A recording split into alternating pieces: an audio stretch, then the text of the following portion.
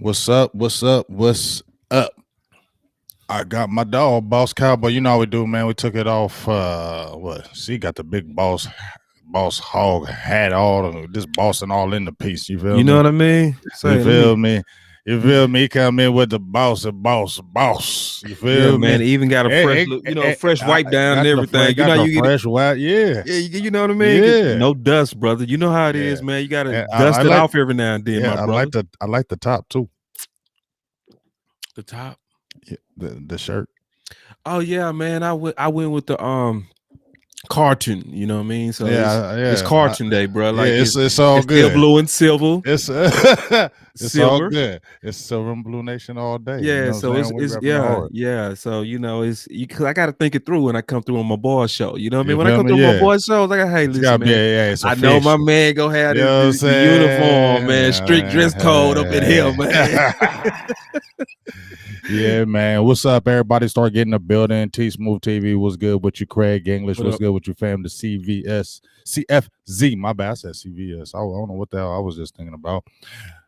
But hey, man, you know how we do. We do it every Saturday. We didn't get to pop it off last time. Had a little anniversary thing going on, all that good stuff. But you have been real busy.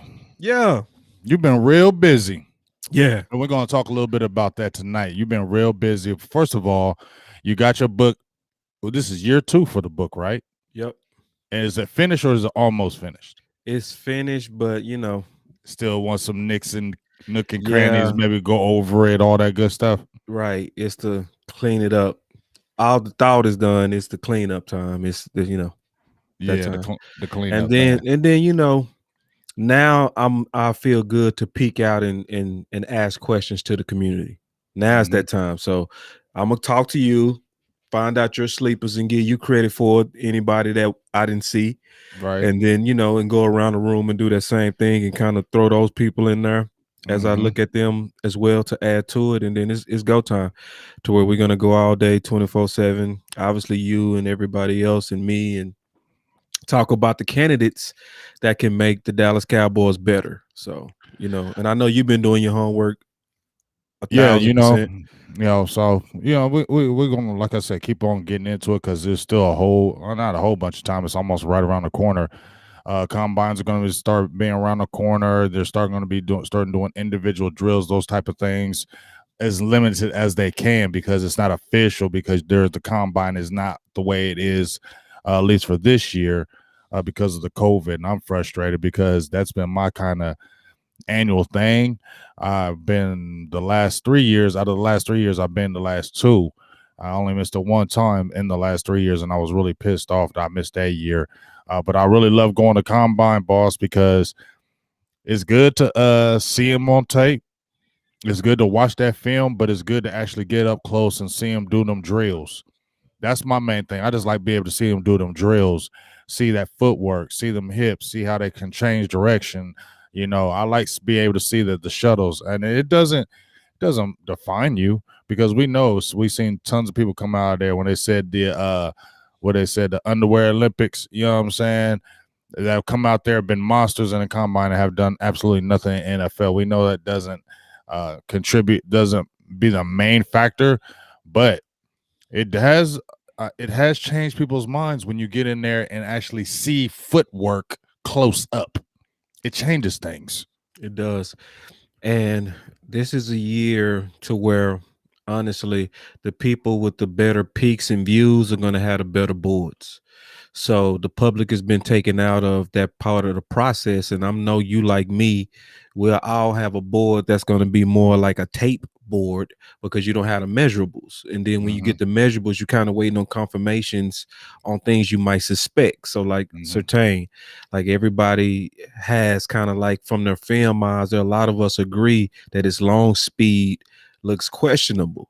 So without that combine, you can't really say, I was wrong. Let me go look at some more tape.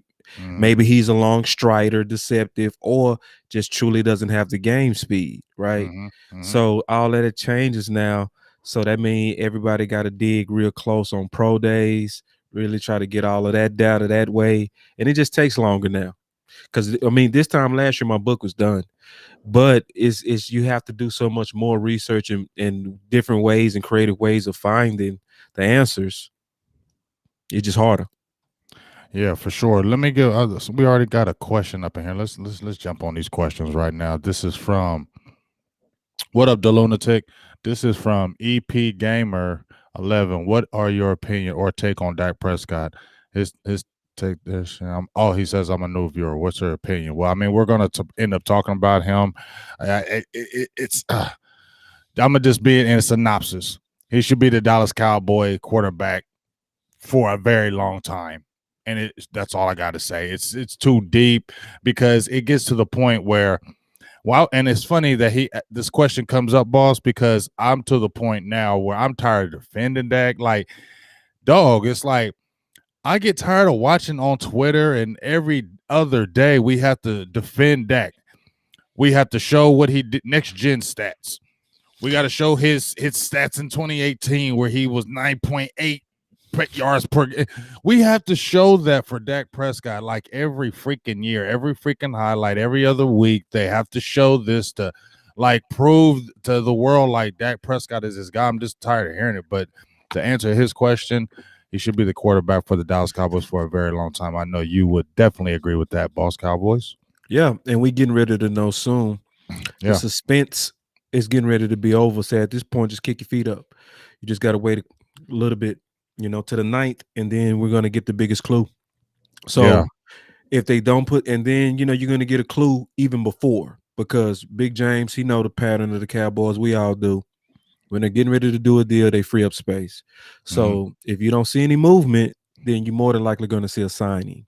If you start seeing movement prior to the deadline, it's likely they're trying to free up cash to tag Dak.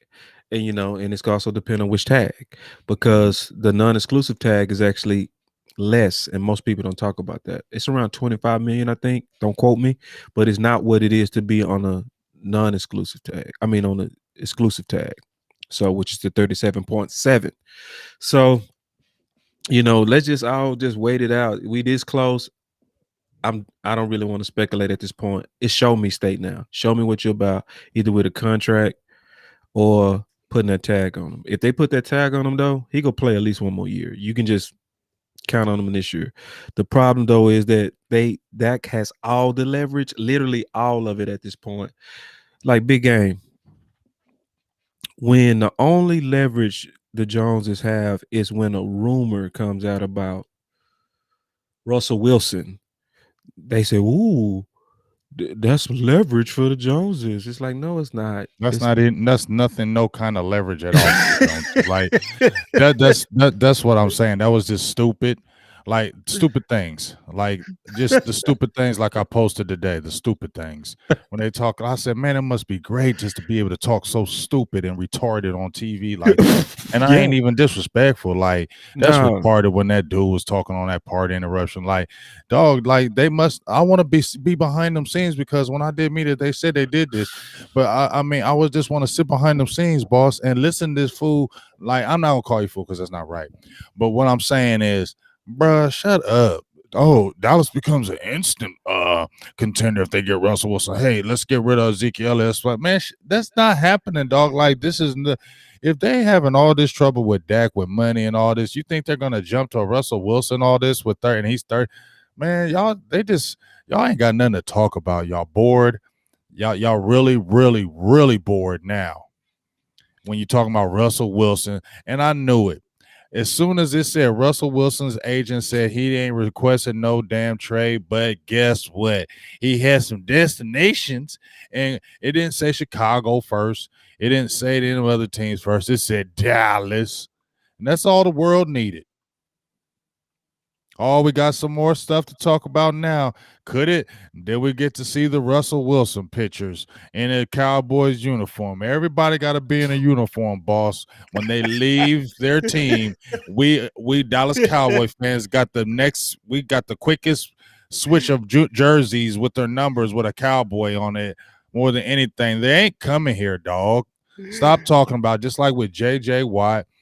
I mean, I'm not being a told you so, but I'm just saying, dog. When JJ Watt is leaving the Texans, it wasn't coming to Dallas ever. Dallas wasn't never no thought. You get what I'm saying? And like these other top guys, like when they say Patrick Peterson, he'll switch to free safety. Not at Dallas, he's not, because they're not going to pay him. They got 27 million right now in the cap, right? And Dak's tag is 37. So they need to be getting restructuring, moving around. And you think they're running out to go look at a Patrick Peterson, and they ain't even got the damn money to sign Dak. Come on, man. Yeah, I mean, so it's so much when it come down to that Dak situation, and then that Russell situation was like really disrespectful. It was Really, dog? disrespectful, man. It was real disrespectful Be for you quiet. to use the Dallas Cowboys, which is really what he's doing. You're using the Like they Dallas all do. Cowboys like they all do to try to get your girlfriend jealous or your boyfriend jealous. That's what you're doing. You got something with Pete Carroll where you want them to throw the ball more, or you want more say, which is the rumors that you want more say on personnel, which is something that Dak would never even ask for. And so because now you want to just leak out Dallas as an option, just because you're trying to get your girl jealous. And it's like in the streets or anywhere, none of us would want a lady like that. And it's like it show how simpish and that our fans are acting. We're acting like simps. We acting like the first time you acting like the first time you hear a name, you just lose it and want to give up everything for this guy that our quarterback already beat. It's just crazy. Beat him, and even when we played and he played him before, I mean, you beat him in a playoff game. We really should have beat you this year. It wasn't like Dak was killing it. The defense kept giving up leads. Let's go back to that game, please, where Dak brought us back the lead, and we had the lead, and who gave it up? You get what I'm saying? And we got to hear this cockamamie stuff, man. And like you said, okay, here's the thing I'm gonna say about that, boss. We talking about Russell Wilson, right? Yeah. He wasn't saying this. He wasn't saying that. I want to do this. I want to do that, right? Dak don't do that. You know, Dak don't do that. Bro. We that's a luxury. But you want Russell Wilson to come in, he already whining and crying in Seattle. He ain't gonna whine and cry in Dallas. Bro, he would never come to Dallas, dog. Bro, I mean, he would never ever. I still want to entertain Dallas, dog. I still want to entertain it just for us to talk it down anyway. Right? Dog, he wouldn't even think about coming to Dallas. Nah, Why, bro? Why? Why would Russell Wilson? He got everything over there. He got a KD that's young. You know what I mean? His receiver is paid. They do have to invest into the offensive line. They have a good draft to do that now. So his crying is for nothing. Wasn't great, right? And they're hedging. They're hedging, right? See, we're banking. See, right. You're banking on the Tyron Smith, but just like I made that post on my page, boss. Like Brian Broaddus said, and I was like feeling Broaddus when he was like, "Yeah, every year we saying Tyron Smith in the greatest." Shape of his life. And I had my guy Mike White on from Burgers and Blitzes, and he was agreeing. He's like, yeah, in football shape, if you don't play, and that's what I said, in football shape, boss. Yeah. In a normal people state, yes, Tyron Smith is in the best shape of his life. But when he hits the field, that back is getting hit again. If he was just not playing football, you would say Tyron Smith is the best. Look at that man. He's a Greek guy. Best shape of his life for that young. But put that body on the field, it breaks down again. And they're hedging. Oh, he's in the gym. I hear that every year. I'm not believing all that stuff until I see it on the field. And even then, I'm not hedging everything on that any longer. Yeah, I mean, with Tyron Smith, it's also something that's coming up. So this year, after this year, he's gonna be up for another contract. So it ain't gonna be in Dallas, is it? He's gonna cost a lot. So that's what I'm saying. I could imagine the Cowboys making a decision at 10 that's for budget reasons, which would be to replace Tyron now. Like honestly, like I can see something like the Slater because of the money that he's going to cost next year, because he's going to be exponential. Like, and then he's going to be wanting to get paid right when the first spike of the cap hits next year.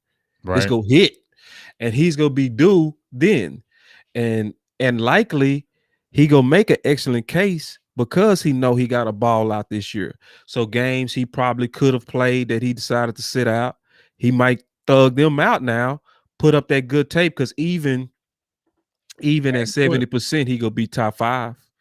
You know, so I can't hedge that any longer. You know what? Like I said, this is me, boss, and yeah, I'm off. And let me always say this: I'm always for the player getting the bread. So I ain't never off on management team. If I can get this damn word out, I'm not on that team. right. I'm just saying, if we're talking from a business, from the owners, and looking at the contract thing, I'm not going. If his contract is coming up, and we know he's still a dog, we know it's not his play has not slipped. His body has slipped. The play hasn't slipped. The body has slipped, because he's still a dog when he's in there. We've seen it. Okay. And I feel like, you seen those guys, boss, where they're the old 30s, the old 29s. You feel me? Like, he's only 28. He's an old 28, though. You feel me? Like, he's an old 29. Like, Tyron's an old 30 to me. I think he's turning 30. Great. Come up on 30. So for me, just me, boss, I would already be looking. I told you a couple years ago, I would have did it straight up with him and Jamal Adams. People was talking me crazy about a year and a half ago when they were talking about, oh, the Jets wanted Zach Martin or something like that, and they're like, hell no, which I felt them. But I would have considered a straight up Tyron for Jamal Adams. Yes, I would have. I damn sure would have, because my guy is a beast. But he's downtrending. He's 30. How many more years is Tyron Smith going to play? I don't believe he's playing another 5 years. But I damn sure knew Jamal Adams would have been a dog, and you wouldn't have to worry about safety. Yeah, you would have to pay him, but you got to pay the best, right? If you're the one of the best in the league at your position in any sport, right, boss? You're gonna have to pay. You gotta have to pay. Yeah, I mean, and see, and Joshua Parker say Tyron's contract isn't up until 2024. Oh, Well, when I looked it up on Spot Track, it said that he had an 8-year contract that was signed in 2014, and that put it around 2022. Maybe with those restructures that could have done that. I double check that part. If I'm wrong on that, that's fine.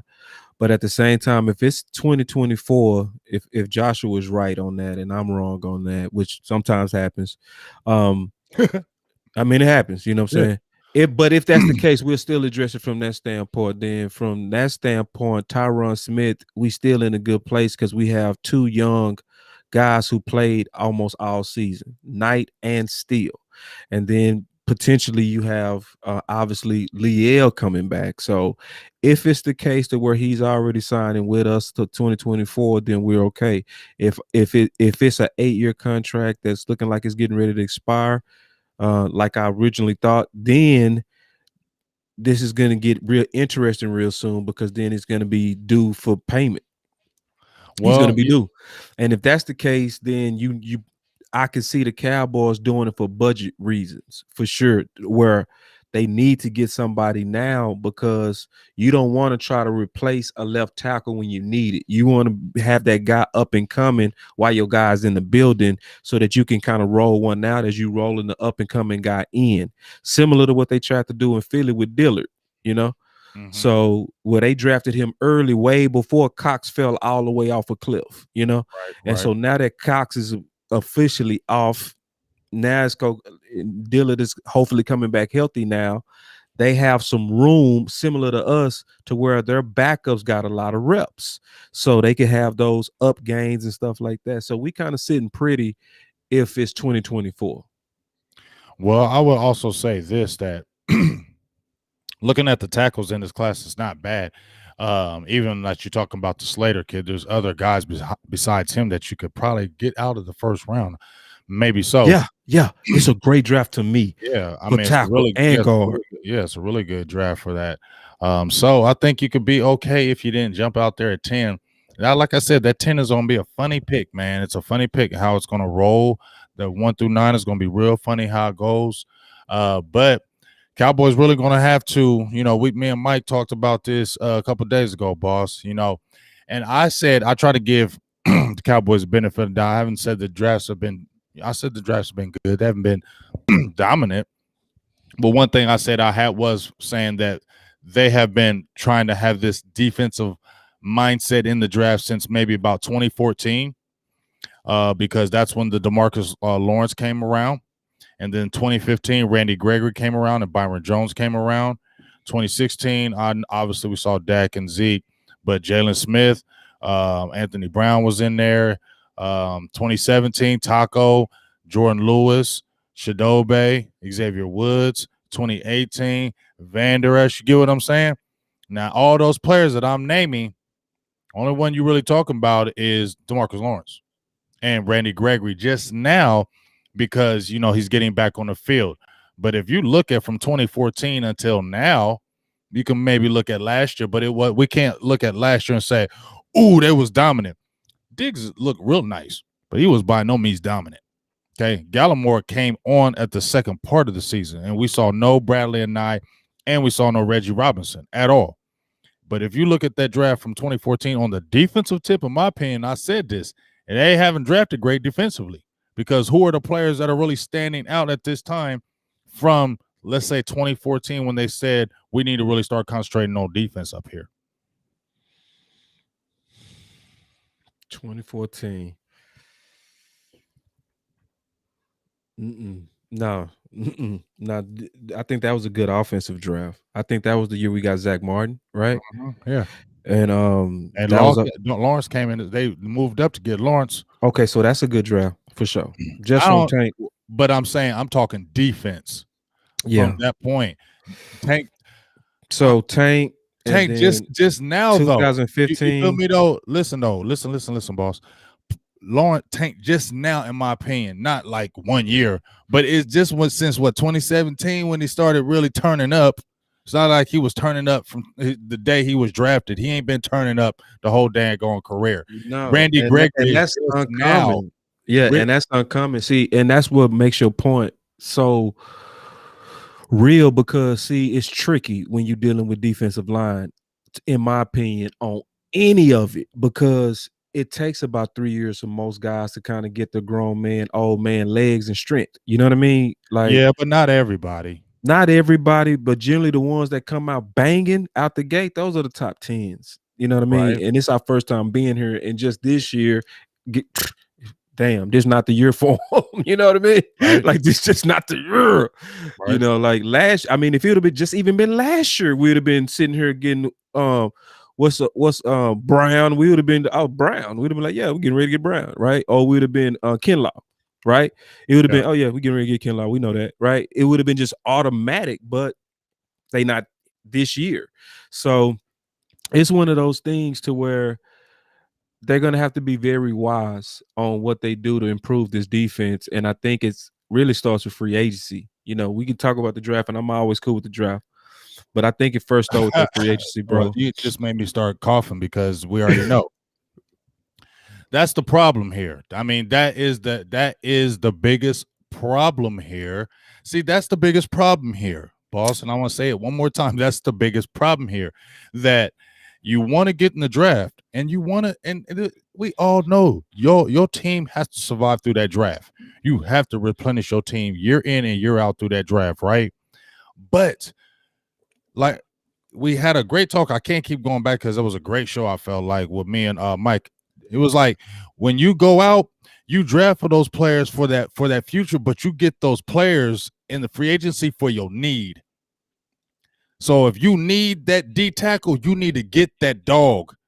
When the Cowboys were winning in the 90s, when we were talking about, they still had to go get the Charles Haley dog.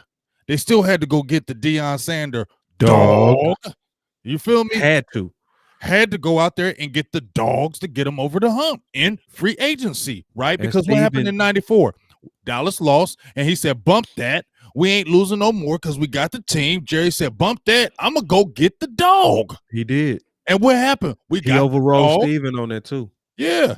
We went over and got the dog. He over because Steven Scary Baby Nuts. I'm gonna just call Steven Baby Nuts from here on. I ain't even call him Steven Baby Nuts Jones. That's his name. So if y'all want to start repeating it, Steven Baby Nuts Jones. Okay. And not baby face, baby nuts. Steven Baby Nuts Jones. So he went out and got Dion, and guess what happened? In 95, they came back with a Super Bowl. You feel me? Big time And W. and I'm gonna also say this, boss. I'm apologize. Let me shout out to my dogs, Tyrone Church, for the $2 holler, and then again for another $2 holler. What's up with you, big dog? Appreciate you. What up, Tyrone? But let's check this out, boss. You know how I've been getting on Jerry, right? But one other thing I never hated on with Jerry was that even if he failed with Joey Galloway and Roy Williams and maybe some of these guys that they spent money on free agency that they felt like they got bitten the ass in, I'll at least give him his props because he had them nuts. And he was listening to the people like, hey, we need some explosiveness. All right, I'm getting fit speed. We need another big receiver. All right, I'm going to go get him. We need a defense. All right, I'm going to get him. You feel me? Like he would do it. He would spend that cash, dog. Jerry was like, Jerry was spending that cash back in the day. He was an oil man. But when you got oil man and then you got engineers. Go ahead. Yeah. And then Steven come in and I got fooled by Baby Nuts.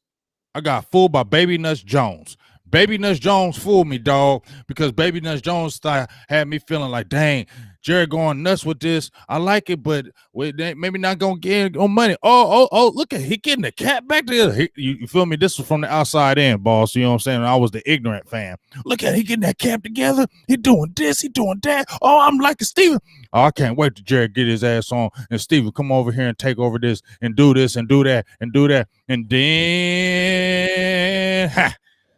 I seen the evilness of Steven Baby Nuts Jones. And I seen the evilness of Steven Baby Nuts Jones. So like this, see, because I think Steven is his best asset is his budgeting. His worst asset is his budgeting. So he was looking at the numbers of why he didn't Dion. He wanted to get Dion at a certain number. Like he is raised some kind of way to where he's a penny pincher and it's to a fault big time. And that's just what it is with him. It was great on team building. He got some good deals in here. The Cobb deal was good. I think the Quinn deal was good. I think the Cooper deal was good. I think he did some good deals where he built the team pretty good to where you can be more optimistic, at least on team building, with him versus Jerry. But them baby nuts, though, when it come down to really, really just tying up a loose end, he's not doing it, and he's not aggressive enough. He's just not. Like, let me try to compromise with you. Let me try to compromise with you real quick. So, would you be for allowing him to build through the draft everywhere except DT? Would you take that as an exception? With Steven Jones? Yeah. Where you say, listen, build it the way you've been building it everywhere else except defensive tackle. Go ahead and overspend there because we just got to be able to stop the run. No, I don't want that. I don't want that mentality. I want the mentality of we're gonna do whatever it takes, and I can still because even boss, and I know. You can do whatever it takes and still make it right as far as your cap. But when you conservative never wins. And that's the problem with Steven Jones. In my opinion, conservative never wins. Oh, we can't jump out there and do that. We can't do that. But we can get this good deal right here. But see, that player is average, and that's why they're paying him that certain kind of money because he average. And he want to jump out there. We ain't go overpay, regular and time. You're right. But let me ask you, because now we asking the whole Tiger to change all his stripes. I'm just saying, get a haircut on just DT. Would you be just at least like, go ahead and we know you go do the Marshall shop in that corner. We know you go do it. Yeah, I would be cool with that, but he ain't even gonna do it, dog. It's like, why are we talking about this fake ass shit? Because I want the pressure. Fake. I do want the pressure on what's first. You know what I mean? But like I said, dog, that's why I gotta call you baby nuts, because it's like Because you He got to always button that talking about hole. them. Oh, he always talking that money, dog. It's the first thing come out this dude's mouth, bro. And he got us talking like that. That's what's Like worse. I told you, that's what's Because worse. He we got the acting money. like, We act like budget. we don't budget want to people. pay that. Yes, We budgeting. We budgeting. We now. Super Bowl. We feel like, and see, this is what I hate. I hate this with all my heart. Is we talk like we don't need to pay Dak because then we won't be able to really invest into a defense. First, we don't ever. That's number one. We don't invest in ever defense. So why are we crying about in that? defense when we have the money? We don't do it. That's one. Two, so that's a myth right there, right? Two, it's super myth. As two, this is what I hate the worst, man. In the last 10 years, according to CBS, we have been the best at budgeting. What have we done in the last 10 years, though? Exactly. So we already the New England Patriots of penny pinching. We are. We know how to skim off our best consistently. We're the greatest at it. It don't win games, which is to big game James' point. That's why you got to invest. It's like, man, we know we good. We know you good at budgeting, man. You great at it. We get it. We get it. You know how to save. We know you know how to save. We get it. But your saving ain't one. Shh. You feel me? You saving all this money. We got all this cap space. We can manipulate and do all this. But just like you said, boss, if you that's the myth that he's spreading. We can't pay everybody if you go ahead and get Dak. But like we said, we ain't never went out there and got no dogs in free agency, period, point blank. You ain't never baby nuts went out there and got nobody. So why are you sitting there saying you got to spread the wealth and you ain't never went out there and got nobody on defense ever? Right. And then when you get the guys, let me tell you, when you get them, they be 31, 32, 33, 35, 29 with a broke foot, 28 with a cracked spleen, 27 with two broke backs. You feel me? And we get all the worse. Up injured. Like, come on, dog. And then this is the thing. This is the sad part. He'll go get Georgia Local, right? We'll name a name. And he'll go good and then cut him. And cut him and treat and then be over there like we like our guys. I'm telling y'all. He convinced us about Jeff Heath. He got people screaming right now. Now. We shouldn't have lost Jeff Heath. We shouldn't have lost Jeff Heath. Who is Jeff Heath? Bruh, yeah. We like our guys. So even when we acquire them. Yeah. I hated on you. And even when we acquire them, like Georgia Local wasn't a bad pick. But then they come out there. He was the only receiver that earned a contract, a big one with the Bengals. He had more production than Heat coming over. Oh, he was nice with the Bengals. Yeah, he was nice. And they literally treated him like he was an absolute scrub. Oh, he couldn't get no tick on the field. I was there at camp. We didn't even know who he was. They gave him no kind of work because they like their guys. They like our guys. Steven Jones, Thompson. Same thing happened with Thompson this year. Where when they bring him in, I'm just saying, that's the problem. They brought out. Are we saying Darian Thompson is better than Clinton Dix? I don't care if he got picked up. I ain't hating on you, Darian Thompson. I ain't hating on you.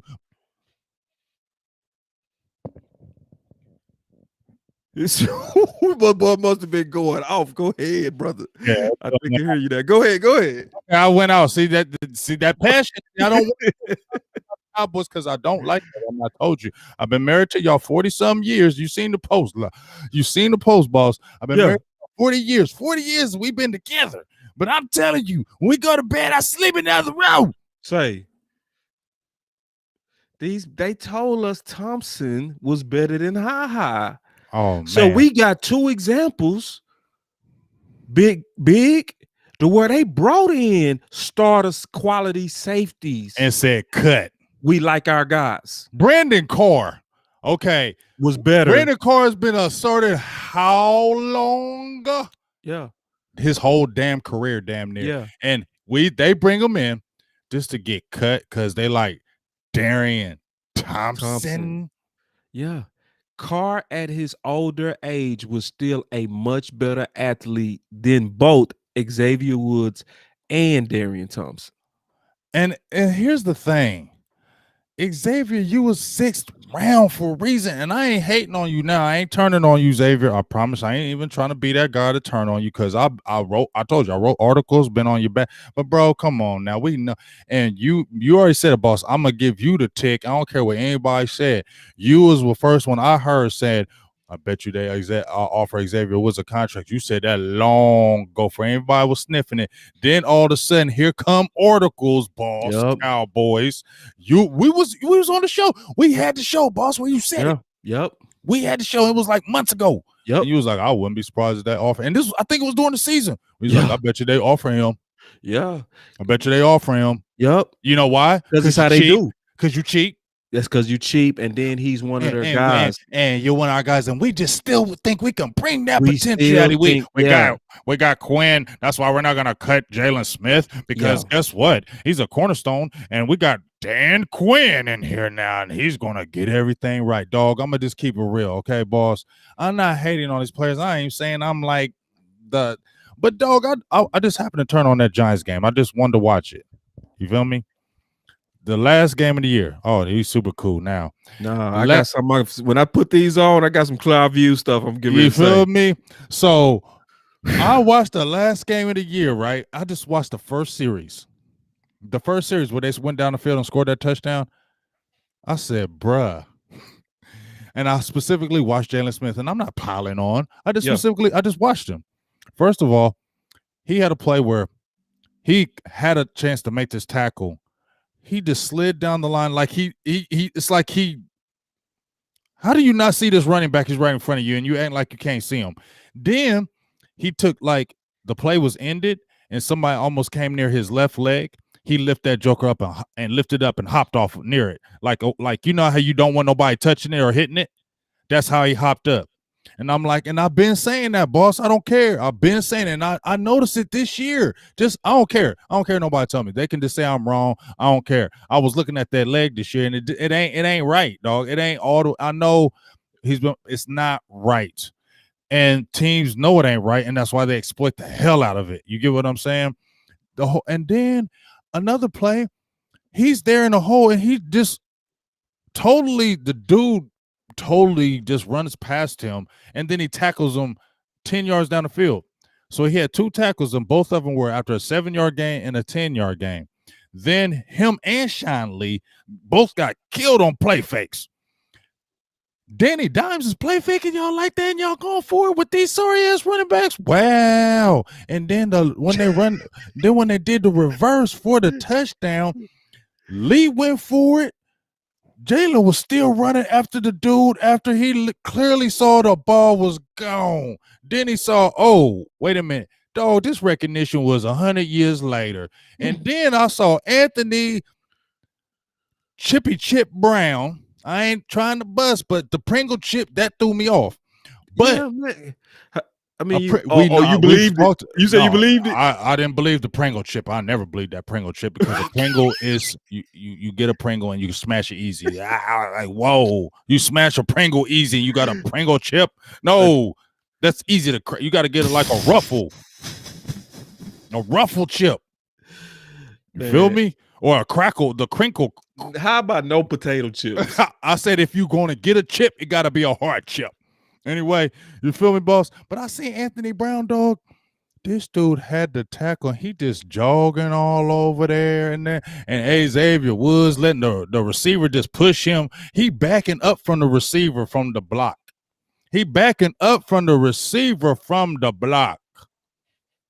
I said, man, and we're gonna get defense now. They're gonna go out there and get all this miraculous defense in the draft, and now Dan Quinn gonna come in. It's just gonna miraculously change because he was with the Legion of Boom. No, I think unless we focus on the favoritism, bro, nothing go change, bro. Oh, come on. See, this is why I put on my glasses. When I put on these, I'm getting ready to make a real serious point, bro. Like, please, I've literally been making bets on safeties for the last 5 years. Mm. I bet every year that these safeties going to be here, and I've always won my bets. And I win on people that seeing with their eyes and seeing with logic. I always come up every offseason on this. It's one of my best, hustles for sure. As I go into the barbershop and I, got, oh man, Xavier Woods, he gone, man. I promise you. I say, well, bet. Bet. And I get it every time. Now, and that's why I put on these clear out views, because I see it clear. And it's not because he's better, just like Heath was not better. And just like we already had guys in here that was upgrades that didn't play, just like it took all day for Donovan Wilson to play. Right. So we saw the flash. We saw it in preseason. We had to wait another whole year to give it another chance. Now, we put him out there for one play. He got beat one play, and then it was like, we don't want to see you no more, which nobody should be done like that. If you put anybody out there to play, you let them play good and bad. You know what I'm saying? You let them get warmed up, because especially if you're throwing them out there in the third quarter, the whole game will settle down to everybody but this young man. But that's, it was that type of stuff. So I think we need to really more so even deal with the politics even over the free agents, because we done got the free agents sometimes and we just don't even play them big. Well, it's not, and here's the thing. This is the problem, Boss Cowboys, is that we so fooled. We is fooled because we talk about all these great things, right? Right. Oh, we can get this defense, but when we talk about we get a JJ Watt, or we could get a Patrick Peterson. First of all, I told you the money. Second of all, once again, these players don't come from these teams and make Dallas great. They don't do it. They come in and come average, except, like Quinn and Cobb are the last two that had some good seasons.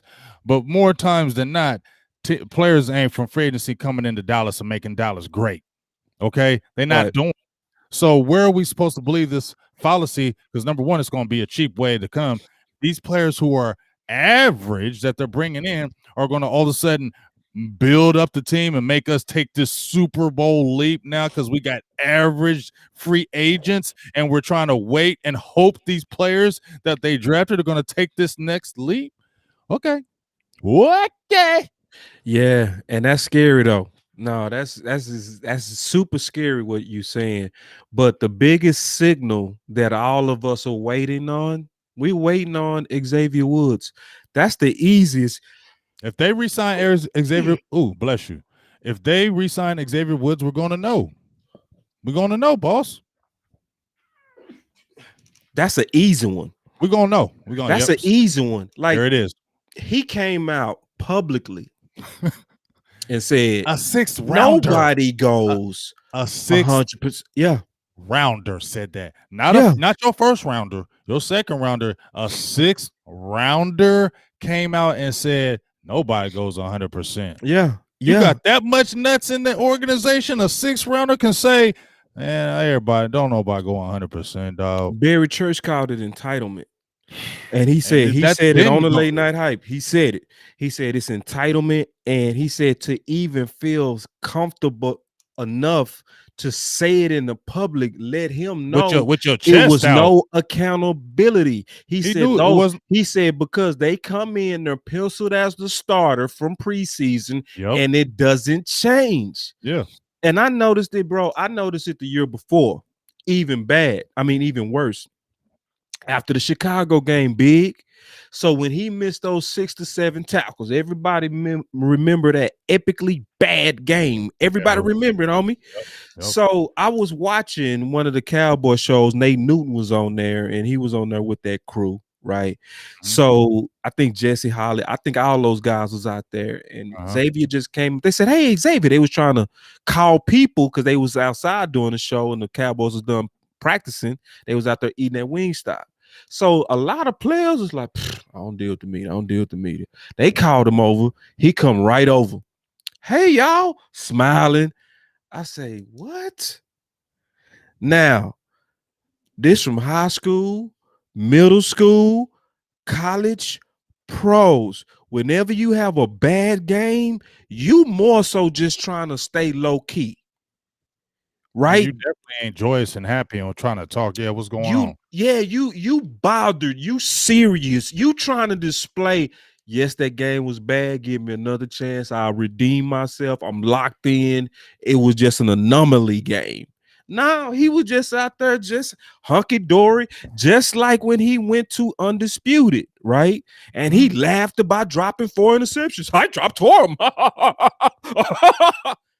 Going on Undisputed, just talking like that. But you know what? And this is not trying to riff on nobody, but these are the reasons why, boss. Okay. See, when we don't win, these are the reasons why. When you got Right. your so-called leaders like Jalen Smith, who says, I'm one of the leaders. Remember, it was like 2018, he came out and said, I'm one of the leaders. I'm the new leader of the team. He said, I'm the new leader of the team. Well, you became Hollywood. You start wearing the glasses all the time. You changed because listen, when he came in 2016 and after that he was hungry, dog. That 2017, he was not this Hollywood type player to me that he was. He was hungry going at it. But dog, clearly, fam, and when he disrespects us and says, go watch the tape, man. Like, come on, dog. You feel like you got it that good in the organization because he does that he can say, man, just go watch the tape. And I ain't disrespecting, but it's just these are the reasons why Dallas ain't winning and ain't taking the next level. And then when I see Van Der Esch, stop talking in the media. I'm gonna work harder than ever I did before. It don't matter. You injury prone, bro. It don't matter what you did. You've been breaking toes and feet since middle school. You feel me? And we already know. We already know, boss. We've seen injury-prone players. It don't matter how hard you work out. It don't no matter what you do, what core exercises, what backflips, what masseuse, what pins and needles you stick in your back. If you injury-prone, you injury-prone. You picking up his 5th-year option? Hell no. I'm not. He got to show and prove. He's just going to be hurt, dog. Show me this year you can stay healthy. If you get hurt any kind of time this year, yo, dog, he comes right in, boss. And as soon as he come in, broke the collarbone. You play middle linebacker. You play linebacker, period. With the linebackers, You better draft a couple linebackers, dog. Yeah. This is the draft. You get linebackers this year, and you replace them. It's a horrible draft for linebackers, too. Oh, I like Baron Browning over. I could take a Baron Browning and mold him over a Van Der Esch. Yeah, I could. And I think that, and the thing is, I'm gonna have availability. I almost fought you on that. I ain't gonna fight you on that one. He's an explosive player, and it wouldn't shock me if he was a wonder out the gate, and you just had the balls to just slap your nuts out there like that. You know what I mean? Because obviously, looking at his background, most people wouldn't have the courage to step out like that. But it don't lie. His athleticism don't lie, and every time he's on the tape, it's not a lie. So you would have to make that decision, though, to me, early, just to acquire it and get it out the way. It would be called a reach. When would you do it? For a Baron Browning? Yeah. And when we have those 2 3s and those 2 4s, I like to scoop him in one of the 3s. Yep. I wouldn't feel bad at that. I wouldn't feel mad. I ain't mad at that. Just based on the quality of the draft. And guess what that does? And if he comes in and he's from Fort Worth, dog, he's from the 817. And see, most people don't know what that means. I know what that means. I get it. You know what that means. I get it. I'm from DFW like you. You know what that means. Yeah, it's personal. It's worship to it, and it's like you're not gonna let your community down. No, it's personal, dog. I gotta come home. This is my home. You feel me? I'm gonna break my whole left jaw for that star. You feel me? Every bone. They don't understand that. They don't understand. Yeah, that's what a DFW. They don't understand that, dog. Yeah, when you DFW, that's like no. It's like you play for the Cowboys, dog. You play for the Cowboys. I mean, how many bones you go break just to get that opportunity? You do it. Dog? You do it. You do it. Yeah, and I'm definitely taking him in one of them rounds, and not just that. Put fire on you two boys. I think we need to do that anyway, though, right? Yeah, we need to put fire on everybody. Everybody on damn blast. You come in here, you ain't playing around. If I don't care who you are, we need a defensive guy to come in and say, I don't give a hell who you are up in this mud sucker. I don't care who you are. If you don't come in here and do this, your ass gonna sit. You ain't gonna do this, this gonna happen. You ain't gonna do this, you gonna get cut. And then they gotta really do it. They gotta really say, damn. because we all know, boss. We all know. And I ain't even talking about Jimmy Johnson. We just talking about regular work. If you come in and we got a one of your best employees, he real flossy and this and that, and all of a sudden the boss, new people come in and he said, "You're fired." I bet you, like we talked about, boss, I bet you the next day you're gonna be at work early. Right, yeah. You're gonna be at work early because you're gonna like, oh shit. If he got it, then there is everybody can get it. But when you just cutting a minor player who's looking at him like the thing with Lucky Whitehead. Lucky was on the show, you know what I'm saying, and he got to talk about everything. But it's just like when that stuff happened and they cut Lucky Whitehead. Ooh, we supposed to clap when Jason Garrett cut Lucky Whitehead like, ooh, he's showing toughness. He cut Lucky Whitehead. No. You feel me, dog? Yeah. And see, with them linebackers, I think you just got to give them another chance. You got to. Now, it's some run stoppers in free agent, but every time you say free agent, that's cost. You know what I mean? Yeah. So while you got LVE, you go try to keep that. I think you go back bargain shopping and try to bring back Darian. Not Darian. What's the other linebacker? Thomas? Yeah, Thomas, Joe. I think you'll just bring that back on the cheap just to try to band-aid it up because it's some run stoppers in this free agency. You just have to commit to it. Yeah, you would have to commit to it. You have to commit to them though. But they could be a difference to your team. But they could be a difference. It could be a difference, but you just gonna have to spend some bread. But no, they're not gonna do that. You know what they're gonna do? Just like you said, hey Joe, and ain't nobody's holding. They gonna put it on a youngster. But not just that, they're gonna say, "Hey Joe, come on back, man." You know what I'm saying? Come on. Cheap. Joe ain't really. You feel me? Like it's not like Joe's an impact player though. No, he really was playing good up until the Browns, and that's when he just melted down. When they was averaging 7, he was looking to get out that game. That's why Odell broke. Cause he was tapped out, bro.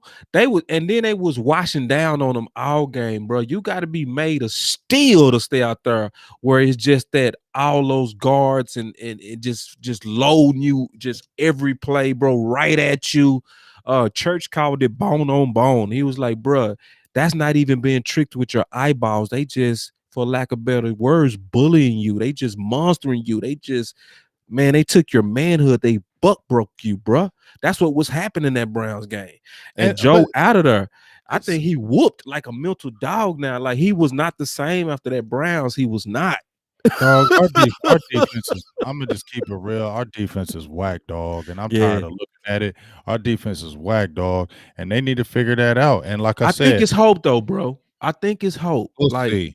Like I said, I'm gonna tell you why. And I know we are both on this like show me state, but this is why it should be better on some things. When is that guy to get everybody to rally the troops? I don't know because I'm not even saying that. Dog. I'm just saying a couple of things that's gonna make us better. Okay, and you will agree with this. Just going back to the 4-3, right?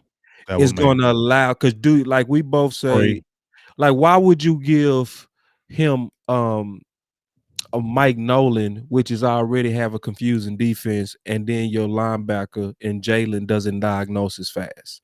So go back to what he's used to. That's gonna speed him up. So it's gonna also speed up LVE. It's gonna allow those guys to run fast, scrape through those holes, what I'm saying, make more plays. So I think the scheme itself is gonna help them. Plus, it's not gonna be any kind of because you had Big Tuck on her. We know it makes a big difference to have your hand in the ground. Now you got Tank hand in the ground where all the moves that he's built in the offseason, all those counter moves, how Big Tuck be training them dudes. It's like every step and every detail is a setup. You know what I mean? And and it's a science to it. Now you putting him back in his place of strict, which should help the pass rush. You got Gregory, who looked like he got a little bit more booty to him, you know what I mean, and muscle. Yeah. You know what I mean? So, Gregory, now he's gonna turn up. You see what I'm saying? So, and I know you're not being Debbie Downer. What I'm just saying is like, I don't see us being at least 31st no more. I think we go get into the 17th, the 15th. You know what I mean? Bend don't breakish. But that's still whack. It's still whack. Like, and I know what you mean, bro. I guess we should win more games with it, but it's not championship football. It's not championship football. That stuff does break. It's not like that Tampa. We not gonna see what we saw in Tampa. Yeah, because they wasn't breaking, and they had players. You had Pierre Yeah, Paul, you had Adamaka Sue, you had right. Vita Vea. You know what I'm saying? You had the other Yeah, cat on the other end. and they laid into Mahomes. You feel me? And they drafted. They had Devontae David. They had the linebackers. They got Winfield in the Winfield, secondary. You right. get what I'm saying? They did those things, but they had key free agent acquisitions. They Yep. drafted. But what was the thing? They Dogs drafted. too. And That's what I'm drafted. saying. Yeah, you saying What dogs basically have we drafted do it though? all. And see, What dogs have we drafted though? we Besides don't. DeMarcus Lawrence. Yeah, and here's the thing, as I said before, if you look at it from 2014, boss, DeMarcus Lawrence, and we saying Randy Gregory, but that is just now happening. DeMarcus Lawrence just started turning up in 2017, dog. 2018. You feel me? Randy Gregory, he's just now seeing the field. So if you look at our defense from their point, it ain't been good. The drafts ain't been good. The whole 2017 draft's done, a wash. 2018 Van Der Esch, no, you don't count him. 2019, who you count? Tristan Hill, he hurt, and the book is still out on him. You cut all the damn draft picks in 2019 damn near defensively. And then McCoy was obviously such a liability risk that you put a specific clause Injury, because you already knew. Happened. Yeah, so you already suspected it from his physical. Goods. Yeah, you already suspected from his physical what was going to happen. So to the point to where you put that exact element in his contract to dodge it. So doesn't that make you feel even worse? Yeah, it's cheap. And see, and if you go cheap, like I'm like, listen, man, that's why I always say Marshalls. I never say dollar store. Cause see, at least Sue is Marshalls. Yes, he's old, but he giving you 15 games, 16 games. You know what I mean? He's giving you durability, and he turns up in the big moments. And he's menacing. He will coast. Like, let's be honest, right? I know you watch Sue and I watch Sue. We know Sue will coast. But we also know he got a doggish attitude that we don't have. Turn up, though. He'll turn up. He'll turn up. It'll be okay. This is a game. Oh, I gotta go get Mahomes. You see how he was doing Mahomes? Man, a couple of them times I was like, see, Sue, you being Sue again. You go get a flag. You know what I mean? Because he was punishing Mahomes, bro. My guy Breaking Colbert, I think, says, why doesn't Van Der Esch count? Because he's always freaking hurt. My guy just brought a stat up. Mike White, he said Sean Lee, I think, has played in the first 3 years, has played more games than Van Der Esch. Oh. Now think about that. That's why I ain't counting LVE. Yeah, and what he basically said, Big James basically saying is that our defense is not a focus. And see, it's not a focus. Like I tweeted something. I tweeted something in my boy Big James. Just real quick, Charlton, bro. We're drafting Xavier Woods, though. I mean, you see, let me go to this part too. Just so what you just said. Go ahead. Xavier Woods, and then Mike Fisher put out there Trey Boston might be available, and after 3 years, I say he been available the last 3 years. I mean, and turned up every time. He turned up better than Xavier Woods every season. He's been available and he's been cheap every season. And they ain't want to touch him. And then they don't touch. We like our guys. And then you say you don't want to touch Tyron Matthew because you don't think he fits the system. He's better than anything you ever had in a very long time. And you're saying those type of things. And when I hear we like our guys, and then they say it again, we like our guys. So how I don't have the hope. You get what I'm saying? Because y'all don't know what the hell y'all doing defensively in this building. That's why y'all go so hard on offense, because y'all think y'all trying to outscore everybody, because y'all suck at drafting defense. Y'all suck with the coaching.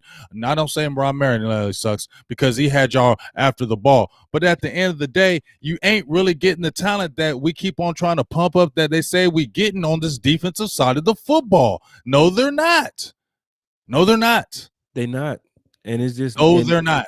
And then even when they do, they run them away. They run them away. Like you got a Byron Jones, you could have did it, but you didn't want to. Why'd you draft him then? Only to get rid of him in 4 years, 5 years? It's a real lackluster attitude on defense. I gotta say that. You're right. It's super See, because this is why I super agree with you. This is why I really agree with you even more now.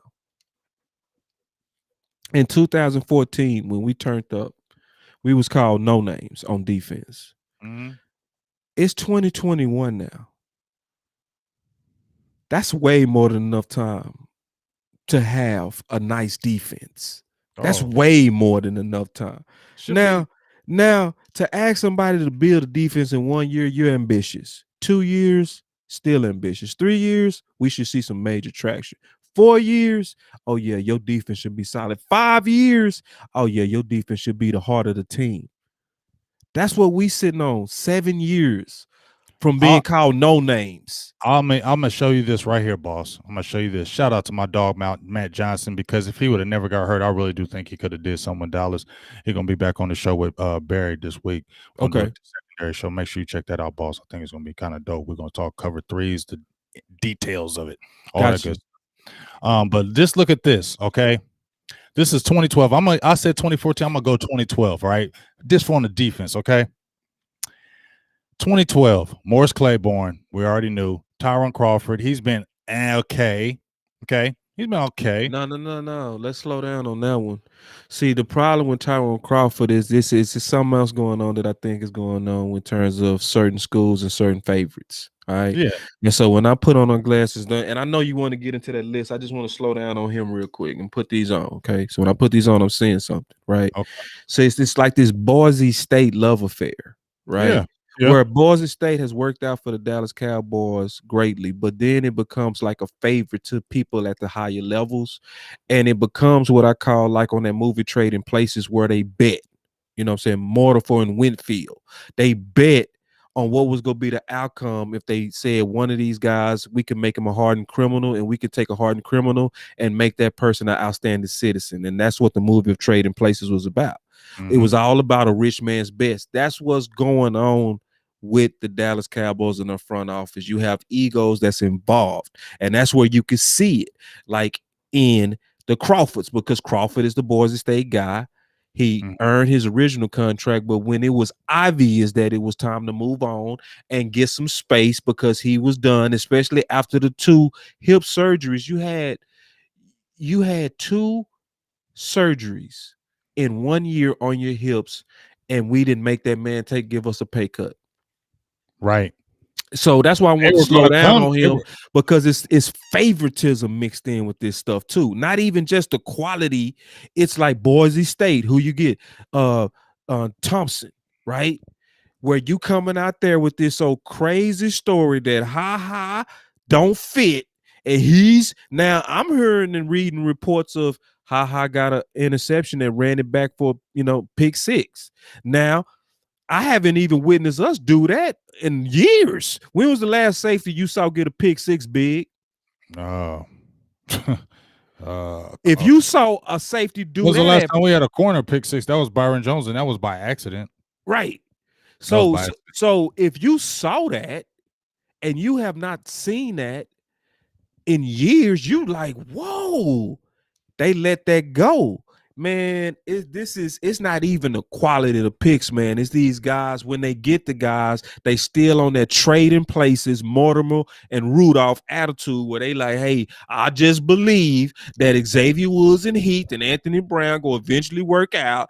Y'all shut up. We know what we doing. Those are our guys. We know what we doing. Y'all don't know what y'all seeing. And they just keep running them same old favorites. Because how can you be stingy on Dak for $1 million but give Crawford $9 million? That's what I'm saying, dog. But look, I'm gonna just name these guys. This is the defense of concentration, supposedly. Morris Claiborne, Tyron Crawford, Kyle Wilbur. I mentioned my guy Matty. Then that's 2012. 2013. JJ Wilcox, BW Webb, Devontae Holloman, who actually I thought Devontae Holloman would have been a decent linebacker if he didn't have his neck injury. But we saw Wilcox, who could light the fire on you, but he was converted. He was a converted running back to a defensive back. Yeah. And Webb was D2 as well. That stopped at D2. They stopped D2 after that. Right. So you get what I mean? Yeah. And then you go 2014, we got DeMarcus Lawrence, Anthony Hitchens, gone. You didn't want to pay him. Okay, but he went to the Chiefs and got a Super Bowl. All right. Ben Gardner didn't make it. Will Smith, no. Ahmad Dixon, no. Ken Bishop, no. Terrence Mitchell actually is still on the. He was playing on Cleveland. Had played with the Chiefs too. I don't know if he got a Super Bowl, but he was on there. But still, nothing. None of those guys was at the team except DeMarcus Lawrence. Okay. Then let's go to next year, right? 2015. Byron Jones, is he here? No. Randy Gregory, he's just now getting on the field. Damian Wilson, where's he at? He's on the Chiefs winning Super Bowls. Ryan Russell, we already know about him. Mark Najotsky, well, they kept on keeping him on the roster every single year, like 3 years in a row, thinking he was going to be some kind of guy. Never did jack poo. Lawrence Gibson, no, not him. He was offense. And then let me go another year. This is 2016. I'm just naming the defensive players. Malik Collins, where's he at? He ain't here. Charles Tapper, where he at? I told you he retired. Didn't like football. Anthony Brown, ooh, you gave him a 3-year deal. He not good. He's a favorite. He's a favorite. Y'all love him because he's just so nice. And then y'all let's see that chip that he put on this. He put a chip. Yeah, he's serious. Oh, nice. He put a chip. Even Kayvon Frazier, gone. You know what I'm saying? And he was politicked on. Definitely politic because he was labeled, and that's what Barry said they'll do. They label you. And there. Church said this too. Can we slow that just for 1 second before you finish that list? Just because I was pause on safety. So Church, he was on Late Night Hype, and then he did a show the other day. I remember. This is the crazy thing, man. On both shows that he made sure he said that 2016 was crazy because of the rotation. Like, we really do have a politics and favoritism problem. Church said this working for them. Man, I was out. He said, man, it wasn't just the money. It was like, man, y'all rotating me with dudes I'm better than. Listen to what we saying, y'all. I ain't better than Heat. I ain't better than Wilcox. Why do I get taken out on the 4th series? I'm not tired. I'm still balling. I'm still 100% on tackles. I still have the most interceptions out of everybody on the whole team. I'm the toughest dude out here. I'm playing on the cast, and you can't even tell. And you rotating me? And I'm better than all them. And then just like when he said on the hype, he said that first contract, he said they got him. He said not the second time though. He said, but he knew how they was gonna get him because when he blew out that Achilles, he wasn't drafted. They said, "Here's a deal. You better take it because who gonna take you? You undrafted. You know what I'm saying? You blew out your Achilles. You better take this deal." So he's like, "I had to." He said, but after that, when my next deal came up, he said, "No, sir." And you saw what Steven did. Steven basically just didn't even look at him. Didn't even look Barry Church's way. Didn't even, okay, well, whatever, dog. And what did he do? He went over to Jacksonville, turned up. Labels. Yeah. They said he couldn't get interceptions. He went over there and got 4 picks the first year. Church was get a pick with us. I love Barry Church. That's why I can't wait. That's why I can't wait to get him and Matty back on because I'm telling you, dog, Matty was nice. He just couldn't stay healthy. But they used to kick it. Man, so bro, I'm like, bro. Like, in 2016, Barry was nice, Church dog. was the only. Barry was a dog. I love And Barry. when Mo played, he was good. Carl was good too. Like, all them balls was good, bro. Them balls was good. Wasn't. Let's keep it real. Let's keep it really real. And I was hating on Carl for a long time because I was the ignorant fan for real. I wasn't educated. It happened, bro. We all drop a ball every. I'm still learning. That's part of it, bro. When I look at the contract and when I see Brandon Carr, it wasn't a bad deal. But Stephen Jones done got scared because and my God, I'm telling you, boss, if you ain't watched that show with me and Mike White a couple of days ago, because he got a lot of good intel with the Cowboys. Listen, bro, go keep it going. I'm saying because Mike be going ham and he be having intel too. You feel me? And I'll just be letting him go nuts. I got turned on to Mike White through you and Twitter. Like, I wasn't even wild on Twitter, dog, bro. Like, but he be talking real stuff though. Yeah, what he said is so real and true and just blunt and just so assertive. I started following him because of you, bro. Like, because I wasn't really peeping him at first. I was not just on him. Right. Man, I started reading his tweets. I say, man, I'm following this dude, man. You feel me?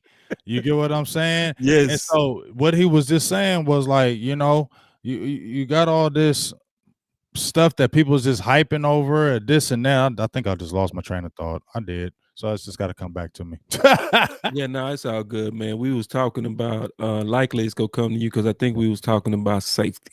Safety, yeah. Well, I mean, if I'm just going back through this draft though, what I was stopping at, you drafted Jalen Smith, who had a tore up knee. Not hating, but he had a tore up knee. This was a medical wonder. You were drafting, hoping, because our staff said he can do it. But you took a big chance on that. And like I said, Malik Collins ain't on the team. And then you go, let's go next year. Taco Charlton, come on, we already know about that. Cheeto, he's not that guy as far as the second round Hold pick. on, But I real think quick, to what? try to remind you what you were saying. We also was talking about church. Barry Church. Did they bring it back? Yes. Okay. Okay. Yes, Barry Church. Yeah. Yeah, there it is. I thank you. There it is. I thank you for bringing it back. You, bro. I got you, Appreciate homeboy. you, dog. Hey, Thank man, you, dog. man, Yeah, that's what the homies do, bro. Bring it back, man. Boo, boo. Bring that beat back. Bring it back. So yeah. So now Barry Church was telling me how, you know what I'm saying? Like you saw, you went from 1 year, he said they labeled him.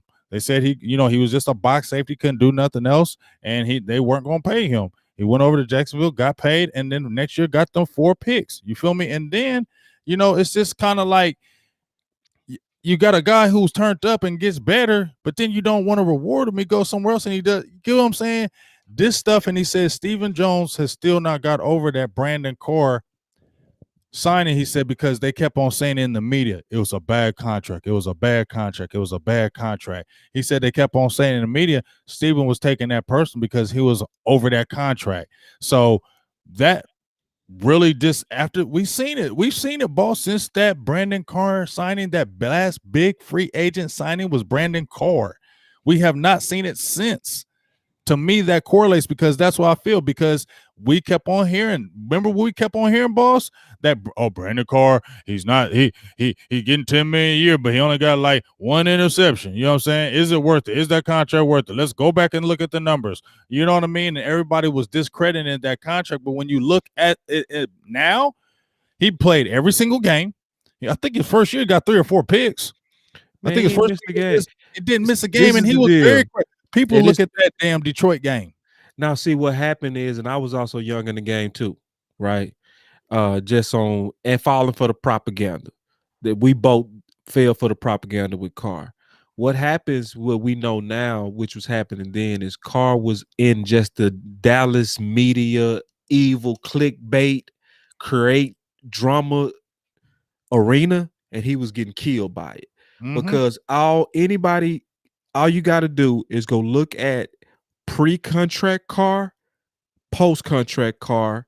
You're going to see the same player. Durability, averaging around 2 to 3 picks a year. What got him paid to be a Cowboy was what he was while a Cowboy. And 2016, that's the most underrated Carr you go ever see. Because that Carr with that Mo, and also Anthony Brown, got to give him credit for this. They was covering for 7 seconds. That was the 31st pass rush in the league that year because Tank back was hurt and he wasn't coming around. That's why that offseason we were saying we needed a war daddy, and that's why we drafted Taco. We would have never drafted Taco if Tank would have turned up the year before. Yep, that's why they drafted him, because they drafted him. Been his possible replacement because they're thinking his contract's going to be up. Back issues, you heard all the time, and people forget that about Tank. That's why I said he's not. Yep. He's just now doing it. He was hurt his whole. He's been pretty much hurt his whole damn career. Let's keep it real. 3 years for sure. He's for sure, but he's been hurt his whole career. Yeah. I think 2017 was the only time that he just went all the way through. But you're right, and he played through it. You're right, played through it because he needed that contract. And he played through that labrum. He played through that torn labrum. Yeah. What up, Quincy? Yeah, so he been hurt. Like I said, the investments, when you look at, and even let's go to even 2018, dog. Like when I mentioned 2018, you got Van Der Esch was the #1 pick, right? Dorrance Armstrong Jr., dog. Chris Covington, they kept bringing on the roster for 3 years straight, and he never did nothing on the field, ever. And you got Dorrance Armstrong Jr. No, you get what I'm saying? Tristan Hill was hurt. Michael Jackson, cut. Joe Jackson, cut. Donovan Wilson, just now getting on the field. You feel me? So when we look at the defensive side of the football, the drafts, like I said, have not been good. No, and it's Yeah, it's been a waste. It's we want what sells tickets, and let's be honest. Offense Offense what? sells tickets, and It that's what they sells do. tickets. Defense is where they over assert themselves with their controlling nature. It's controlling, bro.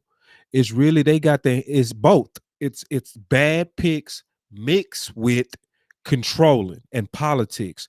Hence, the offense always has to carry the defense. You don't have balance. You don't have, hey, like we building the Dallas Cowboys. Let's just be all the way honest. We're building the Dallas Cowboys to where Dak and Zeke will always get the blame because we're building it to where they have to win it for us. Right. We're not building it to where they can have a bad game. We're not building it to where, they can play through an injury or a little bit of pain. You know what I'm saying? No, we like y'all gotta carry the team on your back. Perfect. What You kind gotta of dumb play shit is perfect. that? And You see, gotta this is the play thing I perfect. hate, bro. You gotta play perfect too. Is you only hear that standard with us, bro. You never hear other people say when they talking about their quarterbacks or their running backs, well, we need somebody that can put the team on their back. What? Say, if I'm working with you, James, you not hiring me. So, hey, I need you to. So, I need you to be able to put me on your back and do my job. No, you like just do your job. I hired you to go do that over there. Go Right. do that. I got this over here.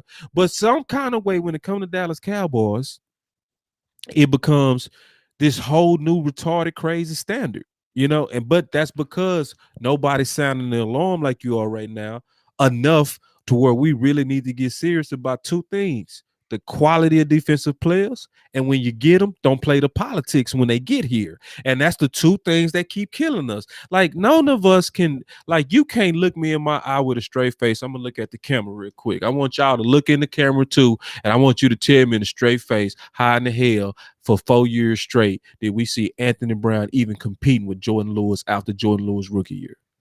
Exactly. How can you, with a straight face, And got tell me? reward after having, and not only that, boss, he got injured his contract year and got rewarded with a new deal.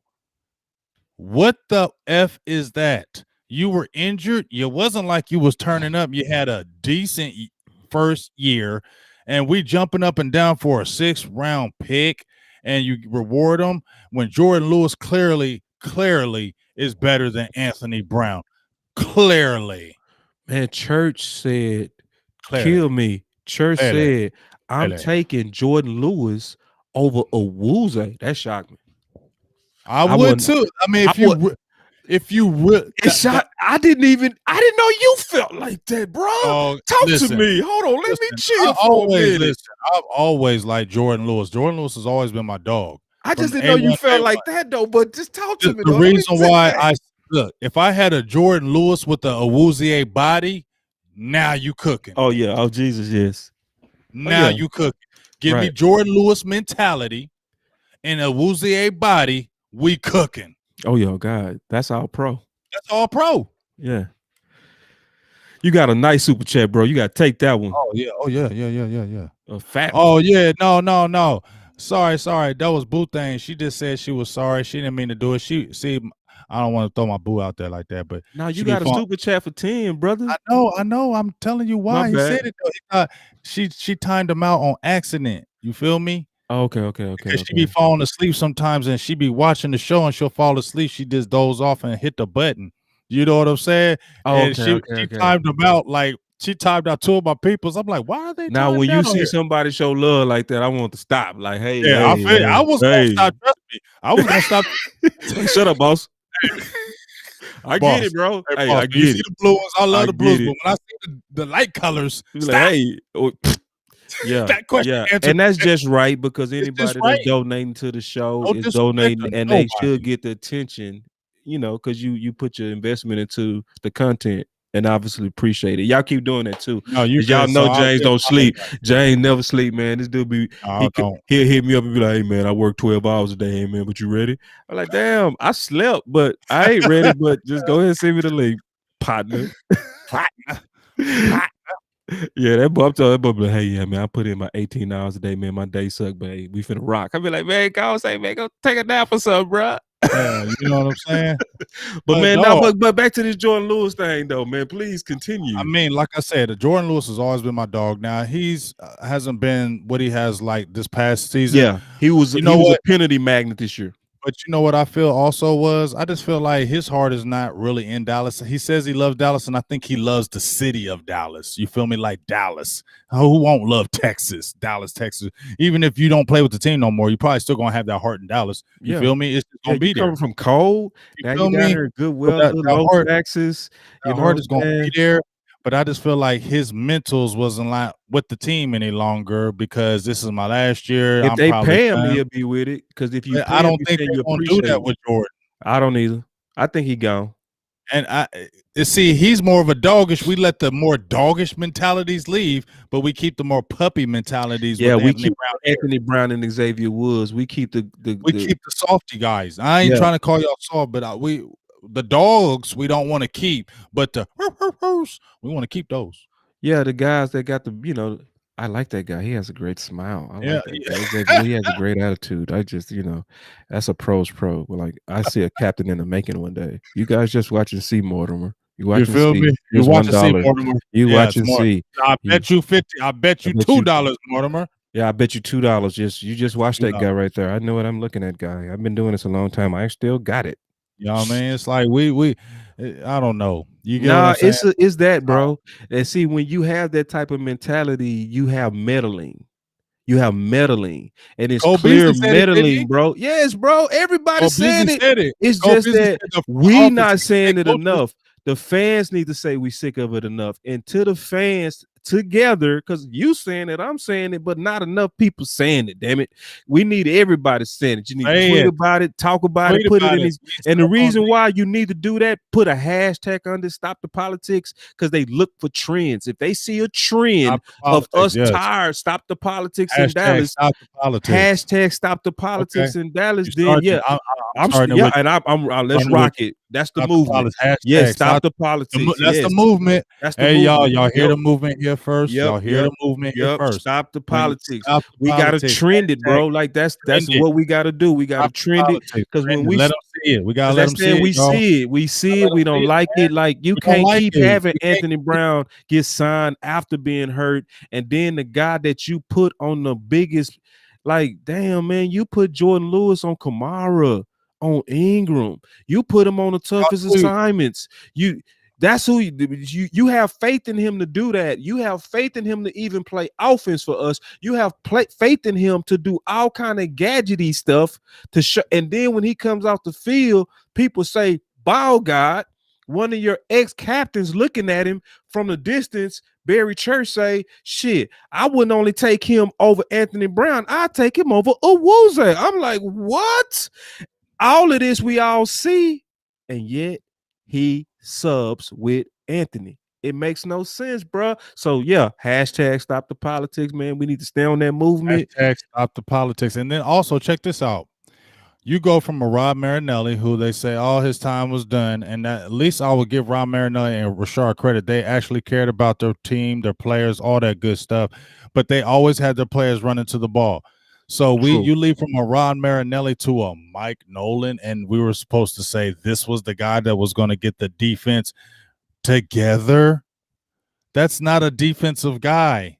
That's not a guy that's going to come in here and snap the locker room on the defense and say, hey, this is the way it is or that. No, you saw Mike Nolan in his press conference. Soft. I'm sorry, Dan Quinn. I'm not hating on you. I could be totally wrong. Nah, you're not wrong. See, because anything is going to be better than last year. Yeah. So we go see that improvement, and then Cass go get in your face and pom. You was wrong. No, you wasn't. You wasn't wrong. See, that's why I called them cheap seats. And everybody like to go all the way back to the Legion room. Boom. But see, you're not being empathetic. How would you feel? How did y'all feel when we got rid of what's that coach that we fired mid-season? The line coach. I always forget his name, bro. Every time on this show, I forget his name. And I'm putting the pressure on you because you always I know his name. Paul Alexander. Yeah, Paul Alexander. All right. So Paul Alexander, when he Soft. left, Soft. do you think if somebody hired him as the OC, that we would have been like, "Ooh, they did that"? We would have been like, "They did that."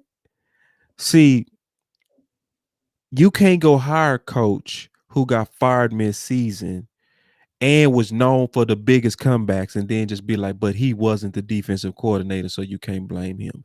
When his specialty supposed to be defense, just like Belichick is not the defensive coordinator, but that defense never bad, is it? Right. Is never bad, is it? Because he, as the executive of the team, even though he has more responsibilities, if his baby is breaking down, he knows how to go in there and fix that. He always walks his ass right over in that huddle and fix it. And be like, hey, we ain't gonna be doing that because that's what he did before. So, like you said, he's always gonna have this imprint on it. But give him a pass, and then this one last thing, Quinn. When you get a guy from the cheap seats, you got leverage on him already. Cause he coming over like you bringing him over like you should appreciate me. Right. Like you didn't, it wasn't a guy like Lincoln Riley. Like say what it's not realistic that he would probably ever leave OU with what he's getting paid. But at least he got the resume to where you'll say he can stick his chest out a little bit. He can stick his chest out. You got to do it over here. Like you want me? You exactly. want me? You're getting a Dan Quinn who's humble, who's going to come in like, please, thank you for giving me a chance. I need a job. You got a guy who came in begging. Right. Just like you got McCarthy. Think about it. You got McCarthy the same way, out of football, trying to prove himself. So what has he been saying the whole time that he's been in Dallas and I've been hating it? I'm going to keep it real. That's the one thing I've been hating about what Mike McCarthy's been saying the whole time here. I'm so grateful that I have the job at Dallas Cowboys. I'm so thankful I work for the Dallas Cowboys. When I keep hearing him say that, I get pissed because that's what they want. Oh, you're relying on us. See, you're crutching. We're getting guys that need us. Yeah, and when y'all need us, you don't have no leverage, and we now can control and use you the way we want. And Dan Quinn is not coming in like I was doing this, and this. Because I was over here at the Legion Boom. If you want you another Legion Boom, I need that D tackle. Oh, he coming in like pay for that. Yeah.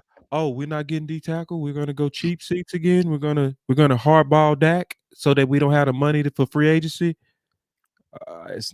Look at the coaches that we bring in. Offensive coach Mike McCarthy, offensive guy Jason Garrett. Yeah.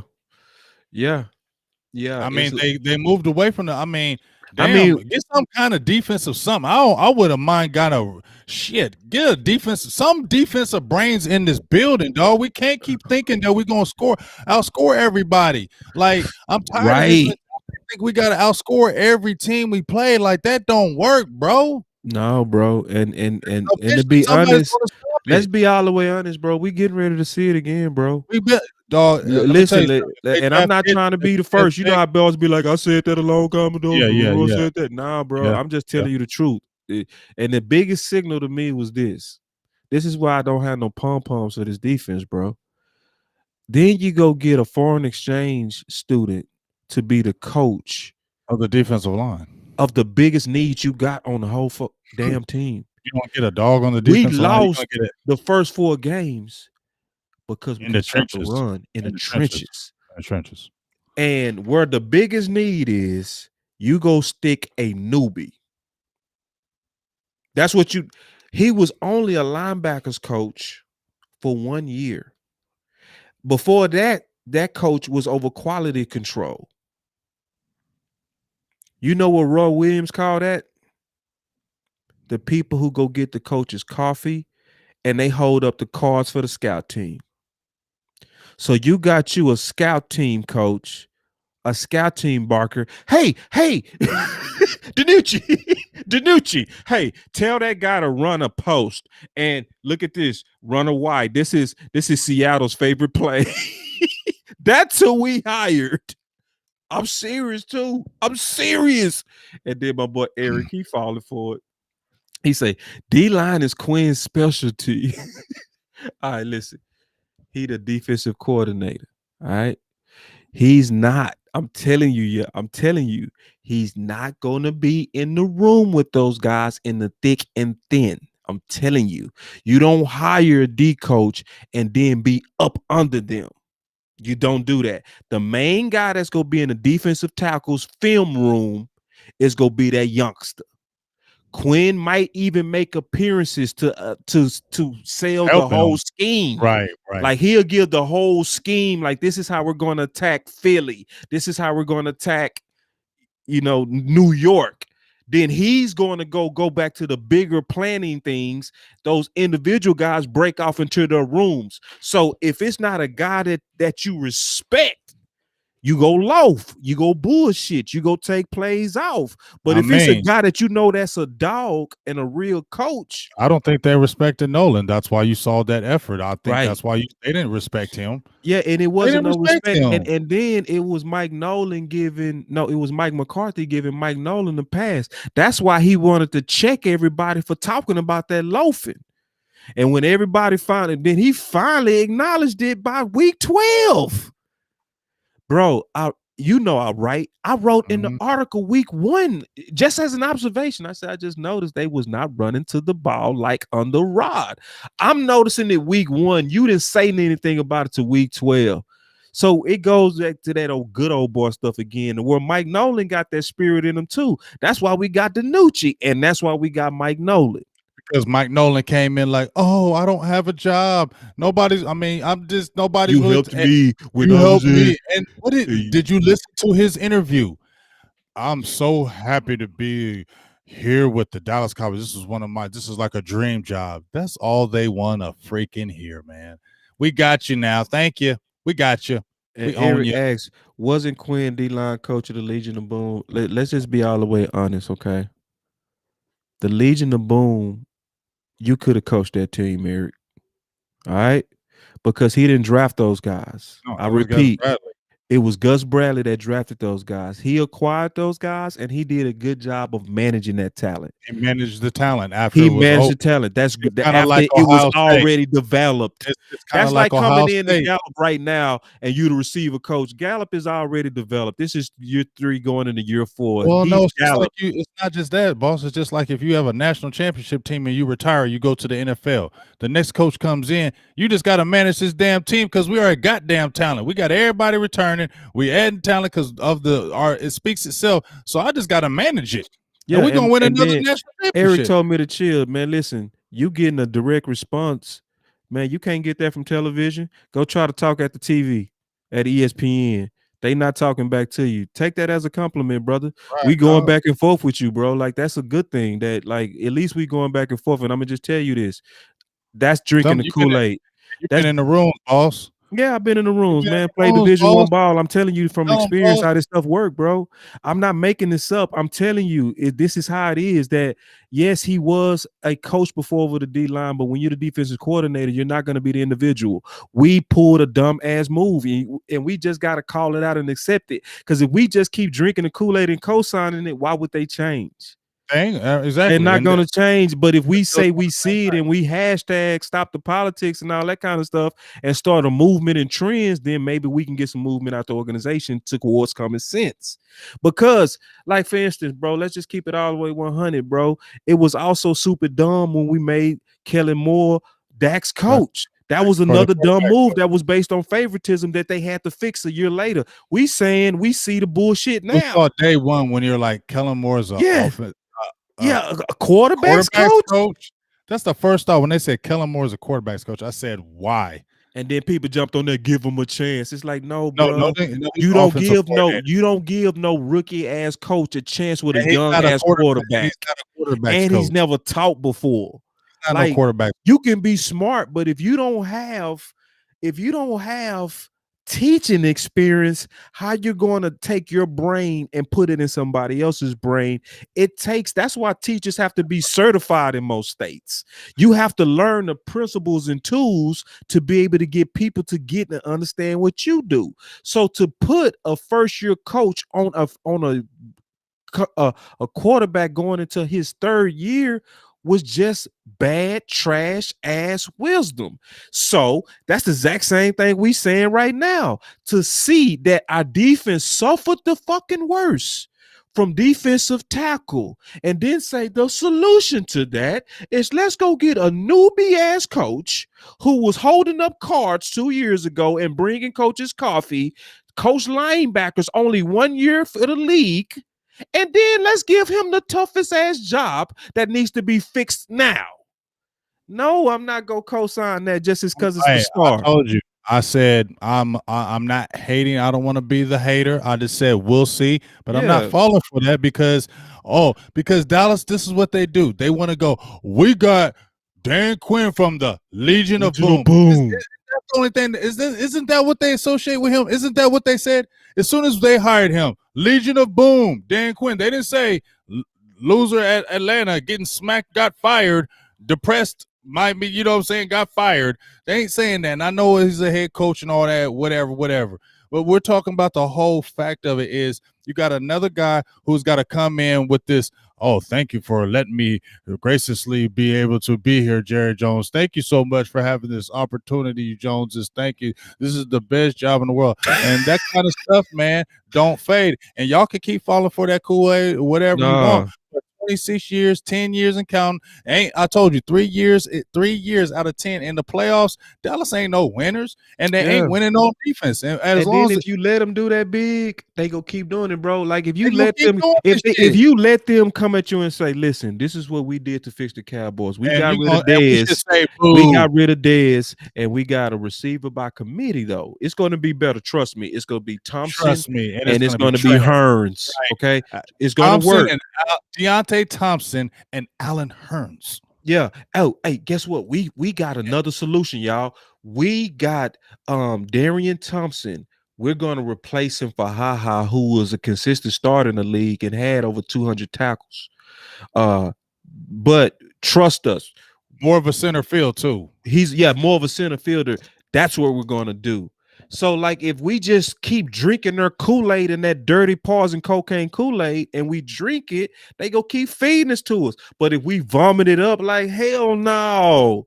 This is Kool-Aid with cocaine. No. The whole point, just what you just said when we talked about the McCoy signing. Y'all made it in the media. Ooh, we signed Gerald McCoy, but y'all already knew he was damaged goods. Yeah, they knew. You already knew he was damaged They knew. You knew he was damaged goods and you still picked him up just so people can shut up because guess what? I said the shut up signings and they make signings for us to shut the hell up. But it ain't really the signing that's going to help the team. It's the signing to make us shut up. But it ain't really going to be helping the team because Poe and McCoy did not help the team. They got cut. You get what I'm saying? And then you had the defensive coordinator who was doing goofy things and putting Everson Griffin in spots that he never done. You get what I'm saying? Then he goes and leaves and he's more productive somewhere else. You feel what I'm saying? Like that type of stuff is corny, man. And that's a waste of Griffin. That's a waste. You got to pick. Griffin could have been a baller. He could have been a baller. You got to pick out of it. So I'll at least say that. Yeah. You Wilton Dildon got a pick out. So I'll at least say that. But at the end of the day, you mismanagement because it's like this, boss. You give us a little hype that, oh, you got Everson Griffin. Y'all went and finally did something like that. Okay. And then you misuse them and get rid of them. Like, what is the point of getting them in? Yeah, you misuse Carr. You misuse HaHa. Then you take all damn day to start Donovan Wilson. Like, if you would have started Donovan Wilson after game 1, we probably would have won the rest of them. Maybe we probably won that Seattle game. I would definitely say Seattle because that was safety. We got murdered in the safety. Yeah, that was all safety play. Right. So it's one of those things to where like we got to definitely sound alarm on more than what we sound an alarm on. It's not what we say, the stupid stuff like paying Dak. What if we just build a defense? It's like, no, it's not as elementary. They're not even doing that. So yeah, they're not even doing that. Let's talk about the real stuff. Like, let's stop the lies because how about we start the people that should start? Let's start with the easy shit. Like, let's you just fire Anthony Brown, start Lewis. Let's stop. Yeah, let's start Stop Georgia playing the local, give games. him some real reps. Hey, how about this? Let's go with Ha and put him on the roster, give him some reps, and let the Get rid fans. of Darian Thompson. Yeah, and get rid of Darren Thompson. Nah, And let's no let's hate start on. with that basic ass shit. Like, let's That's start with basic. that. If you Like, start with those basic things, you can win. you But when can you don't, win. but when you don't do those basic things, you don't win. That's not a form. That's not Yeah, a formula for winning. It's not a winning formula. yeah, It's an average formula. yeah. It's It's an a average. it's a It's average. mediocre. It's Yeah, average and it's yeah. mediocre. Yeah, If and you it's and if you're exciting. cool It's with a that setup too. It's a setup, setup. we're It's still how they bringing did money though. Romo. Yeah, They build a team to make the quarterback have to pull it out. It's every exciting, but exciting average. It's exciting, but average and full of drama, and they make a bunch of money off it. all day. All day, boss. This is how this being built. And see, I want people to remember what's today, of February 27th. I want people to remember on February 27th, we told y'all that the Dallas Cowboys built their team to put it all on their offensive stars. Y'all remember this day so that when you see 40 burgers but losing 41-40, remember. I mean, and it's getting characteristically common now. And we saw with Romo. Romo, it was like clockwork. He always had to bring the team all the way back, throw for 405. And here's the thing, boss, after you throw that many times a game, you're going to throw an interception. Okay. And you're probably going to throw one in the wrong time because you're throwing. That's a lot of pressure, boss. You have to know that as soon as I take the team down 15 plays, and Dak does this too, right, boss? I got to take the team down from the 10 because we were talking about this year that the average yards, we were starting at the 20 yard, less than the 20, and they started at the 30 something now. We're starting at the 20. You feel me? And taking 15 plays every damn drive like we saw with Romo. And as soon as we score, because they got to play perfect football, the defense gives it up in 3 plays, and then the offense got to come right back on the field and score a touchdown. Come on, man. And let's be all truthfully honest, boss. It's sad when we're talking about the 2018 defense like it was a dominant defense, and it was not. And that's what Cowboys fans have to rely on. We have to fall back, and the Cowboys want to sit this in the media like, we're going to bring back the 4-3 and get it to like we was in 2018. Like it was a dominant defense, dog. Y'all talking like 2018 was a dominant defense. That's how bad it is on our defensive side of the ball when we think 2018 was we're getting everything back to 2018. Say, bro, I ain't never think of that, but that's sad. And so, you know, sometimes that's what did they say that though? Yes, we're getting everything. Bro. We're moving back to the 4-3. We're getting it like 2018. Sometimes you gotta laugh to keep from crying, bro. Like bro, that's like that's fooling? So true, bro. That's so true, like, bro. Look That's at the signs, dog. Damn, bro. They're being flashing lights. But see, here's the thing. People don't want to hear this because they feel it's negative and they want to stay positive, but it be true. It be true. Yeah, the signs say it, and then it does happen, but people don't want to hear this, so that's why I ain't gonna listen to this shit. But deep down inside, you probably know it's right. You just don't want to deal with that truth. It's an ugly truth. Now, yeah, and we just got to do our job of helping change that perspective because, see, that's 2003. That's where you drinking the Kool-Aid, and then you just think if you stay positive, it was almost just like with people that were saying we need to win to get into the playoffs, like saying anything could happen. No, Andy Dalton was not going to get hot. No, versus Breeze versus Brady, and then finally Mahomes. That was super Kool-Aid.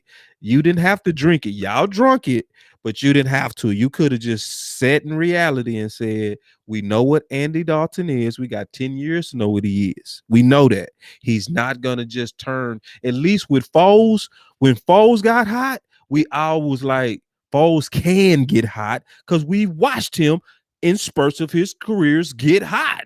But you never saw that with Andy. So our point is, you got to learn to accept where we have the flaws and call it out. Because if we don't call those things out together, the Joneses will continue their abuse. They will. Like because he kept hiring back Jason Garrett, because it was always somebody they could point their finger at and split the fan base. It's Scott Linehan this time. It's Dak this time. It was Wade Phillips this time. It was always somebody he could point his finger at. It was Dez. It was Dez this year. He was messing up the locker room. But when we finally all came together, like, man, it's not Scott Linehan. Obviously, it wasn't Cole Beasley. It's not Dez this time. It's not Wade. It's you, buddy. When we was all together, Jerry still didn't want to do it, but he did it. Yeah. So what you gonna do? What you gonna do, Steven? Because this is the one right here, and I'm not even gonna sit here and talk about this Dak Prescott thing. I ain't doing that tonight. But it's all on blast right here. Like you said, we're gonna find out and we're gonna know. Cowboys fans, all we're saying is just watch the trends, follow the signs. Right. If the Cowboys sign Anthony Brown, Xavier Woods, that should tell you they ain't serious. That's the trend. They getting ready to lie to us. It's gonna tell you they're not serious, and they getting ready to lie. They go say it and see. Then they go to all of their insiders and say, y'all put out positive PR on Xavier Woods. Put it out there. Play good tape. Because remember with Anthony Brown in the offseason, I know you remember this because it wasn't that much film out there. You remember Gallup dropped that ball and it fell into his hand, and they showed that as a highlight. It's like Gallup dropped the touchdown, and then he actually puts his finger up like, I got an interception. Hey, they showed his interception this year too, like he was doing something because it wants to justify why. This is why we signed him to that 3-year deal, because he gets picks, bruh. Yeah, and that's the reason why I hated those picks. I say those two zone. I hate them picks. Zone interceptions right to you. A rookie right number one. Right, right in your hands. Right, threw it right to you. So you shouldn't drop that. But you know what? Like I said, all the Cowboys need to see was that interception, though, boss. Stephen Jones need to see that interception because he's like, see, I told you. Yep. I'm right, Mortimer. Right, Mortimer. $1. $1. Yep. Yeah, that's that ego stuff. And we just got to continue to call it out because, see, Xavier Woods, I do feel like they still go sign him for cheap. They go try to do it on a Friday and bury it under like Friday news, right? To where they hopefully it's not going to, but it's going to be outrage over that one. So this is what I think will happen. I think they go sign him. They go see the epic ass backlash when he gets signed, and then they go finally allow for competition, bro. Because they go see it and feel it off of Xavier Woods. I think they go try to do it sneaky like they did with Anthony Brown. I hope not. Because like you said, bro, which is so G and real, who signs a dude to 3 years after being hurt? After being hurt, and you were a 6th round pick, and you were already playing bad. You weren't playing good before you got 3 years, 3-year deal. You got a pay raise. You got a pay raise for bad playing bad and being hurt. You don't think other players? You don't think other players look at that? And that's why I said you paying everybody else, and nobody's trying, but you paying other people when you didn't need to. You didn't need to pay Leo. You didn't need to pay Jalen. You could have figured the other things out, but you didn't. So that's why all of us are looking like, well, if you paid them, then why aren't you playing your main dude that's keeping the whole team afloat? That makes no sense. But you're saying you want to spread the wealth so you can sign everybody else. But at the end of the day, who are you signing? Because it ain't nobody on defense. Right. You just signing offensive players. And then am I right? Yeah. And I heard somebody say on Will Steele show before this show today. He said, "Is Dak is Dak being greedy?" Wow. And see, this is the deal. Like, if I give you my millions, and see, I already did a video YouTube where I proved that Tyron gave about $16 million to the Cowboys in his contract. Okay, because it's a long contract versus his counterparts of 4 years. I broke that down. So if you give an organization, do you want to see them when they can save $9 million by cutting Crawford, keep Crawford? Do you want to see decisions like that with your millions that you gave back to them being friendly? Do you want to see that? Do you want to see Jordan Lewis in competition with Anthony Brown? And do you want to see millions go towards Anthony Brown when Jordan Lewis still had 1 more year in his contract and wasn't injured? Is that what you want to see? Exactly. So do you want to see, like you said, boss, me take a better deal for you guys for making bad decisions. For making bad decisions. Politics. And then y'all spread the wealth to who? Your Who you favorite. spreading the wealth to? Your Yeah, favorites? Who you say? no, I'm not giving you a Zeke gonna discount be for done. that. That's Right. Zeke gonna be done in a couple years. So Right. who are these players that you re-signing? Right. Why would I give you a discount to manage it poorly? Why would I give you a discount? Now, if I'm For at what? New England, And I I'll know give you we a discount. winning. Yeah, I give you a We discount. been winning. Yeah, y'all got a That's track what record to about that's every what 4 years you we in the feel running. me? I'm You cool feel with me, that. boss? This organization got their stuff together. They make good off-season I'll do decisions. that. They don't play the best man. It took Brady 20 years to figure out that he was favored. This the type of place that you give a discount to. Yeah, You I'll don't give give a a discount discount to a place that gave you 3 playoff wins in 26 years. You don't give that place a discount or you're a fool. when I already gave you a discount in them 4 years. And I've already given you a discount. So it's like, No. The fingers shouldn't be pointed at I'm not Dak I'm not gonna sit there and say, "Oh, okay, Steven, let me take a little less so I can do what's best for the team, so you can pay everybody and build a team." You're not doing that shit, so I'm not falling for your lies. Pay me or I'm out. Right. That's what I'm saying. Pay me Right. my money or I'm gone. Right. And this is the deal I want, and we ain't budging. Dak and your agent, I don't care what they saying about you being greedy, whatever the hell they saying. Don't budge. Stay your damn feet in the ground and say, this is what the hell we want. And if you don't do this, okay, we'll sign a franchise tag. And then after this, we going to be gone. Yeah. That's what you got to do, because management don't give a F. You feel me? They They don't got no loyalty to a player at all. So why the player got to take discounts for them when they'll cut your ass in 2.5 And it's the dumbest argument in the world. You got people that's thousandaires lobbying for the billionaires against the people that's trying to be millionaires. That's backwards as hell. The people that's actually greedy are the people that can get more millions and billions. Y'all heard that Jerry got richer from the people that had the issue in Texas. He had the energy investments, and when most people was miserable and hurting, he was getting richer and richer and richer. So that's the person you want to lobby for, except the person that this is their first lotto ticket that they're trying to get. This is the first chance at generational wealth, and it took them a lifetime to build up their skills to get in a place to even deserve it. Oh, you want to go at that guy. You don't want to go at the guy who actually has the billions and who have the money to take care of the guy that's looking for the money. Because just like I did that YouTube video I like how you saying that right there. I like how you saying that, boss. Yeah, it's just what it is. It's just crazy, because then, like I talked about in the video that I did, you also, the Joneses know the cap finna spike. It's getting ready to exponentially spike. Right. Like So you lobbying. They know this. Y'all don't know this, but they sitting back like, y'all fight for me, fight for master. It's almost just like this. My dad used to always say this. He used to have me laughing at this. He used to be like, isn't it amazing that when the Northern Yankees fought the Southerners in the Civil War, you had poor people from the South dying for rich people, and most of those people that died never owned one slave. That's amazing. That's what we seeing right here. We got all these people who never owned nothing that's really worth anything, but you fighting for massa and his ability to have slaves. You the fool. No, I mean, that's real talk, dog. People don't want to hear it like that. Like, you fighting for the billionaire.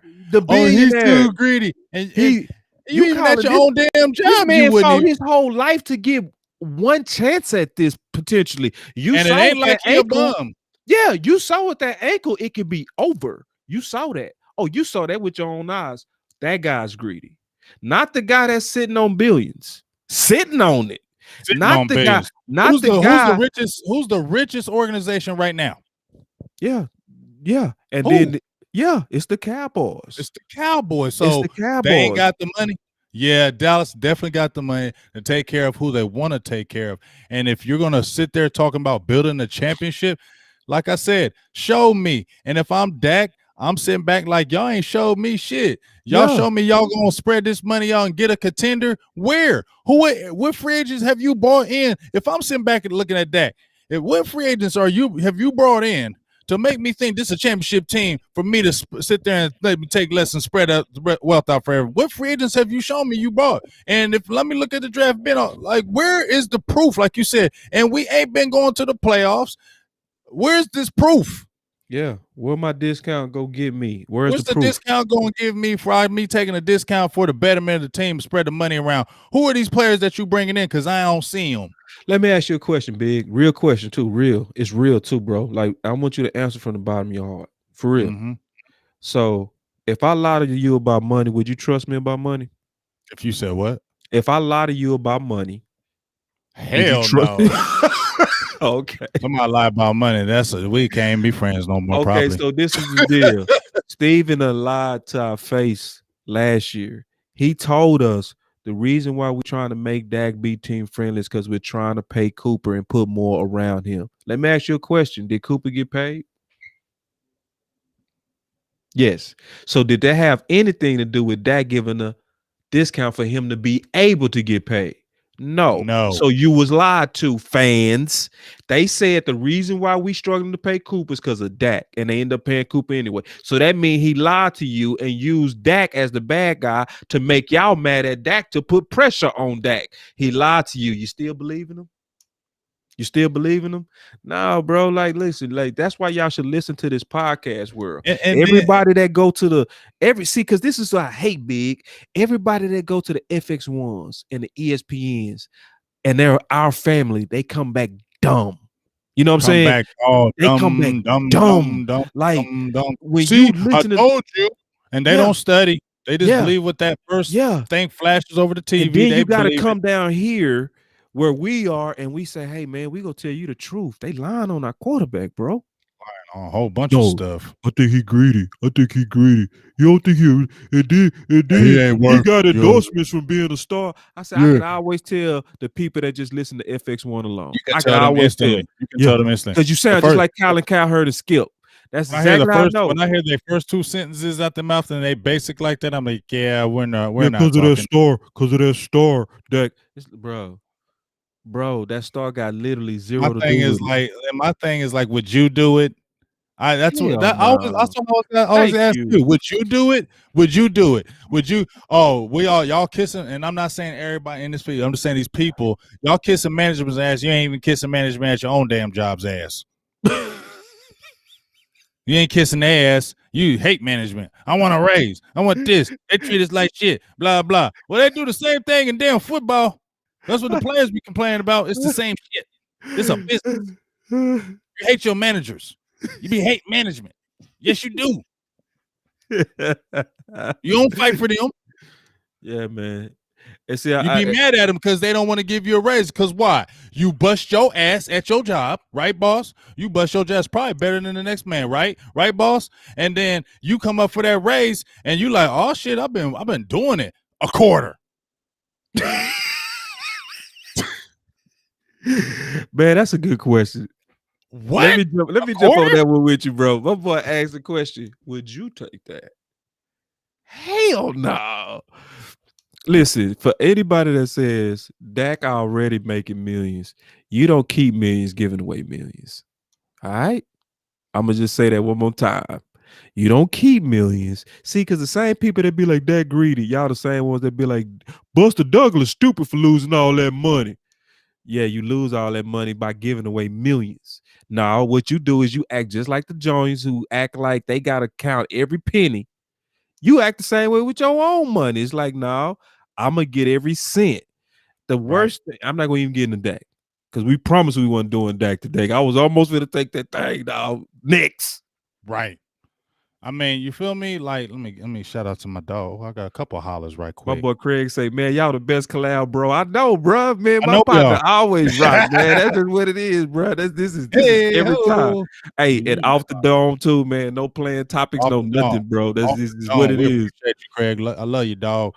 Appreciate you. Shout out to my dog Tyron. He been going nutty up in here. He said, "Hold on, Dak greedy when he donate to fight the cause of other people struggling in Texas." You feel me? And I Didn't mean, he give a meal ticket or something? He gave a meal to the police, the thing to Ooh, help that's the police $2 million. organization. You feel me? That's So two. it ain't like That's he ain't real giving. money. I mean, dog, like, and this is the man that's in the community, and he's on the field doing it too. But this man has to hear. And let me just say this to the people: Good one, Tyrone.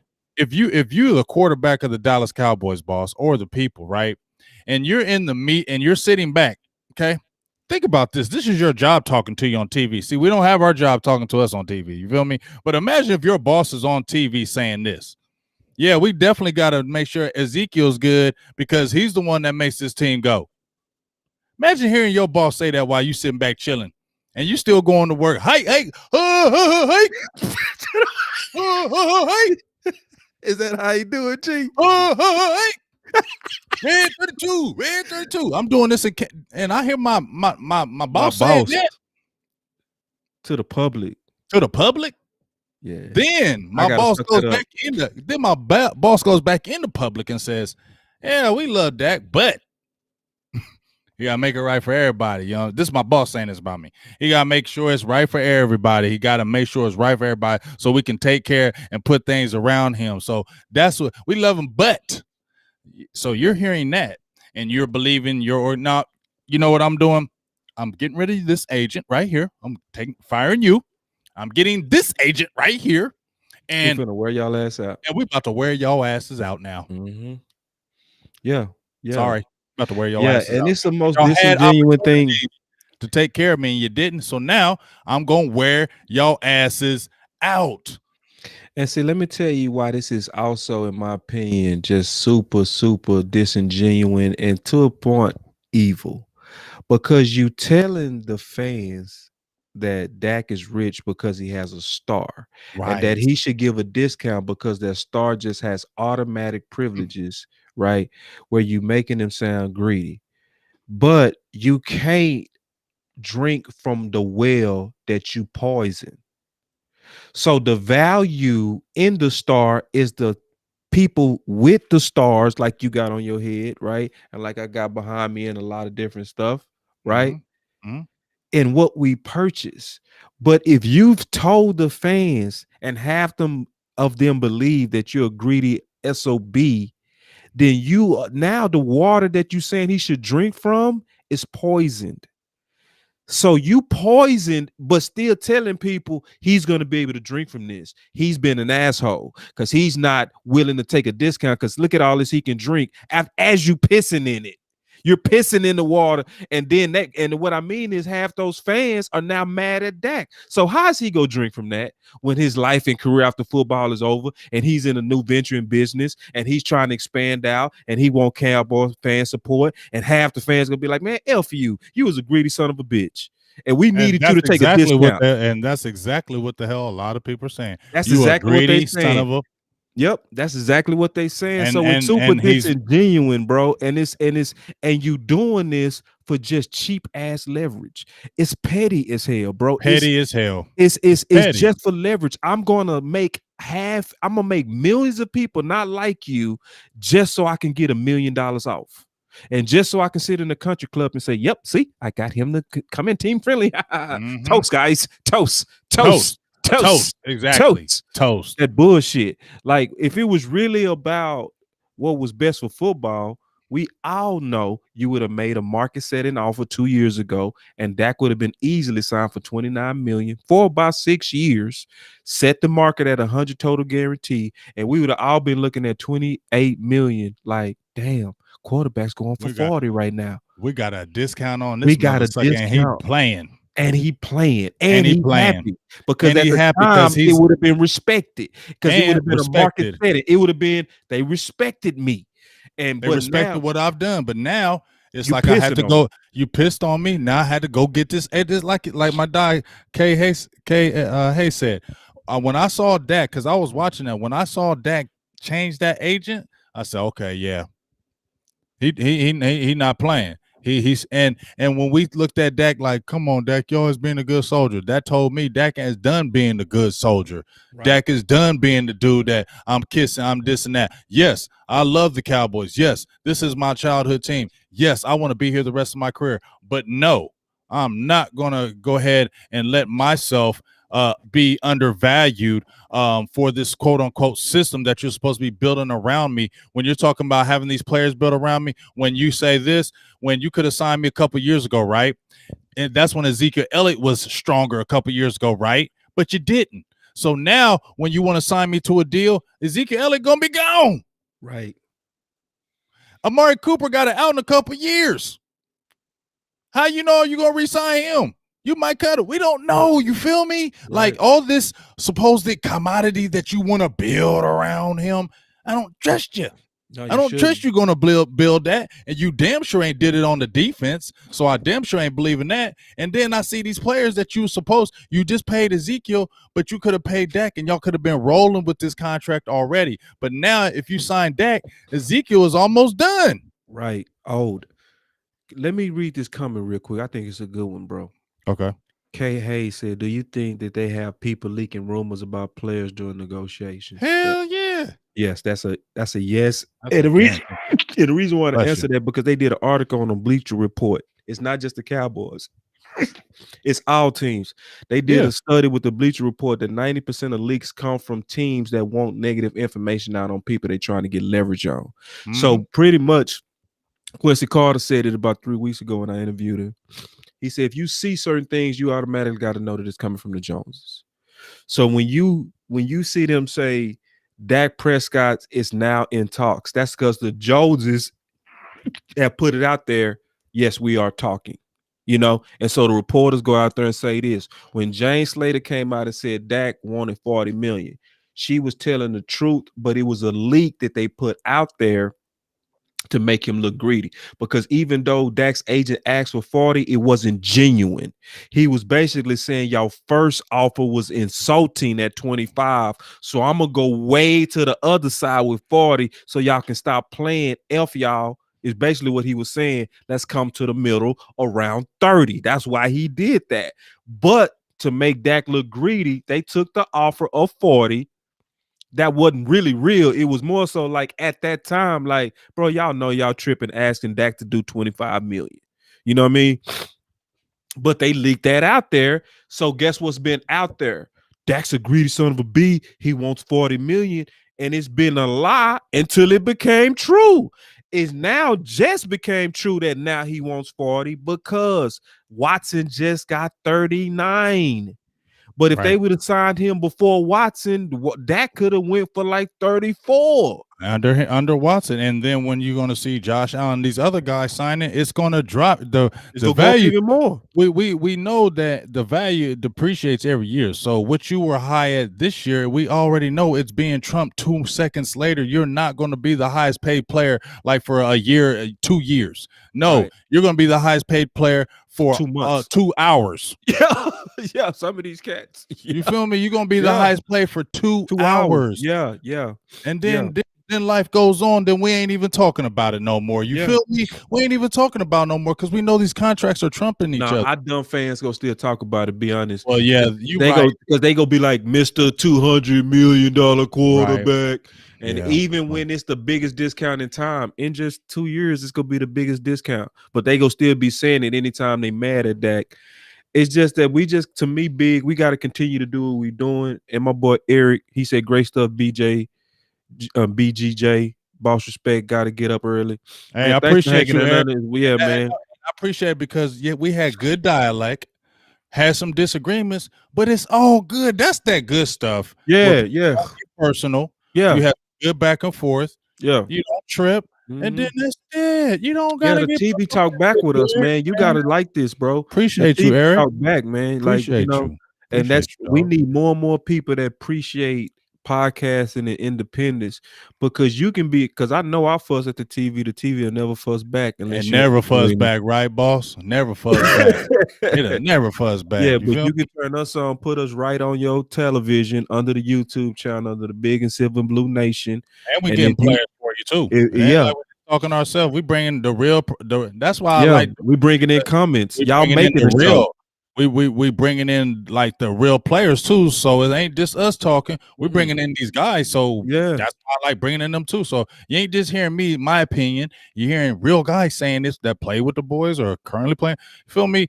Personnel, beat writers, those type of things. You want to always have that ear, so it ain't just you just always hearing us, and so you can always hear that other side, and then you kind of figure out how you want to go. But in all reality, I'm gonna just keep it real to y'all. We speaking the truth, dog. Like we speaking the truth, and you just got to go look at the signs of why this team is average and mediocre. You got to see the signs of why this team is like this. So that's why I'm not jumping up in the air and doing cartwheels about this organization, because I still need to see other things. And like I said, if I see an Xavier Woods signing, I'm gonna be like, yep, it's the same old Cowboys. Yep. They ain't really trying to win. They just trying to make it cost effective. Yeah, and they trying to sell us hope to keep us buying. That help us, You yeah, know, sell us hope that guess what? We re-signed Xavier Woods, but we got Dan Quinn now. Dog, don't say it like that, bro. But we got Jalen Smith was I know he fell back, but we got Dan Quinn now. Legion of Boom. Legion of Boom, 4-3, 2018. Rah rah. That's what's supposed to excite me, Cowboys. That's my excitement. Big. Let me add one more thing they need to do. Yeah. That's when I get serious. I look at the camera too. It's two things I do when I get defense, serious. Going back to the 4-3, and Dan Quinn. All right, got you. All right. Oh man, it's two things that have. When I put on these glasses, I don't give a hell. Man, y'all this is another thing y'all need to do. Real. And I'm serious what I'm getting ready to say. I mean, it's what I'm getting ready to say. When I put on these glasses, I'm serious. So when Big AJ's look at the camera, he's serious. When I put on these glasses, I'm seeing this clear as hell. And I'm gonna tell y'all what y'all need to do. This gonna sound very gimmicky, but I'm not playing. You better hit that like and subscribe. I'm not bullshitting. Yeah. And see, this is why I'm saying that, bro, because the information is down here, bro. And I don't even want to say down, it's up here. You know what I'm saying? This is because those people that commentate on the Cowboys don't know the Cowboys as intimately as we do. How many people can go back to 2013, right? Big Game James and say, we're going to talk about 2013 today. He just went all the way back there, pulled out a list and was like, but I know Boss will be able to keep up. That's because we intimately know these guys. You know what I mean? We know the history of these guys. We know the trends. We know a lot of this stuff. And then podcasting makes sure Cowboys sword sharp as hell. Just like I talked about, you know, Tyron Smith, and somebody came in there and said, nah, boss, he's his contract up in 2024. I gotta go double check now so that going forward I can be even. So you gotta be on point when you come with info. Yeah, you got and I'm cool with being corrected, but that correction also makes, guess what, us better. Right. Like we cold as hell after somebody set us straight. So if you're not following the podcast community, you go get tricked a lot, man. I'm just being honest, bro, because you got all these respected journalists and all these respected brands that put a lot of clickbait out there. Who are the people that's good at just deciphering it and then say what's real and what's fake and who's honest? Like, we honest enough to tell y'all where we dropped the ball. We not over here selling you, hey, we're gonna win and follow us because we're diehard Cowboy fans and we always believe, even though we doing shitty dumb shit, but we definitely pump us and spend money and super chat and do money to us. And no, hell no. I'm not doing that dumb shit. No, man. No, me and Big James, we everyday real dudes. That's why I click with Big James. Day one, bro. Like, man, when I first met Big J, I wasn't even talking about no damn podcast. And the only thing I did, I said, I see a dude out here speaking the truth and hustling. And he was in my neighborhood. And I said, say, bro, I'm going to be right there. And I came and saw him. And we didn't even talk about doing no podcast or nothing. I watched him work and was in the audience going off on the dude that was wrong. Remember that, Big? I was like, you give that dude, man. Computer. When he Yeah, was on, I was we was rocking going that back and dude. forth. Cause remember, we was going at it up Yeah, we all were that going night. at It was it, like, come and on, I was man. like, but it was just, but then later on, we built a relationship to where this happened. You know what I'm saying? But I said all that to say, man, you gotta follow this, man, and support it, like for real, bro. Because I see it all the time where people, it be good meaning fans that's wrong just because they listening to the wrong people, bro. Right. Following the wrong people, man. Follow people that really care and have the passion for it and do this on an everyday, that study it, wake up, eat, drink, sleep it, study it, want to always give you the best information so you don't get fooled. Like I don't think this ain't no situation where we just saying patting ourselves on the back or nothing like. It's just saying though, we put a lot of in the work, and I'm sure a lot of the fans do too, and the people out there. But we all put work in here so we can all have all the information, so nobody can throw shit in our face, so we can be fooled any longer, boss. You feel me? If I was not doing podcasts, I ain't even pumping. And I was listening to this, I'd be in here all the time too, because I don't want to listen to that shit. Yeah, Because I know they're not educating me on what's really going on with the boys. Because I'm gonna keep it real. Like I said, I was the uneducated fan. yeah, I knew about football, me too, but bro.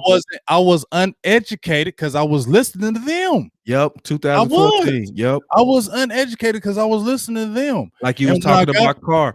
That's dog, so 100 what you that said, had because me. I was thinking I the was same damn uneducated, thing, dog. bro. I It was had hating on car I was hating because on Card and because of until I them. start really getting into the game, I started looking at like, damn, car was the Hold up. same. It's dog, bro. Car was the Dog. same.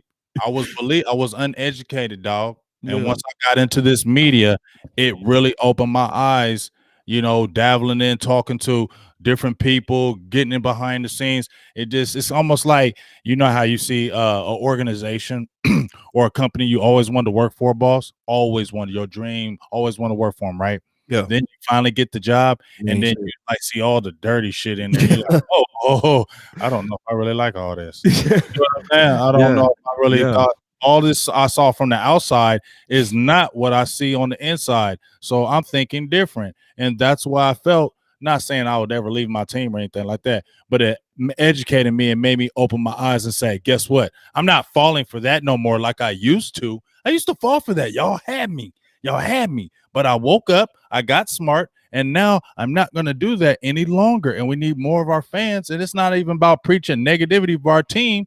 But at the end of the day, the Just telling the team is truth, letting the bro. fans down. The team is letting the fans down Right. in and year out. So why can't the fans and us demand better product from this team? Man, Because we it's should. mediocre. Hey. I mean, the fans and everything are keeping Jerry Lights on in aspects. You And keep see, building stuff, so I know it's oil, but can I it's keep it all Cowboys. the way funky with you, my brother? Yeah. Just keeping it all the way funky, bro. It was a time to where I did, when I started getting a little bit of name in this game, where you will see visions of potentially working for a network or something like that, right?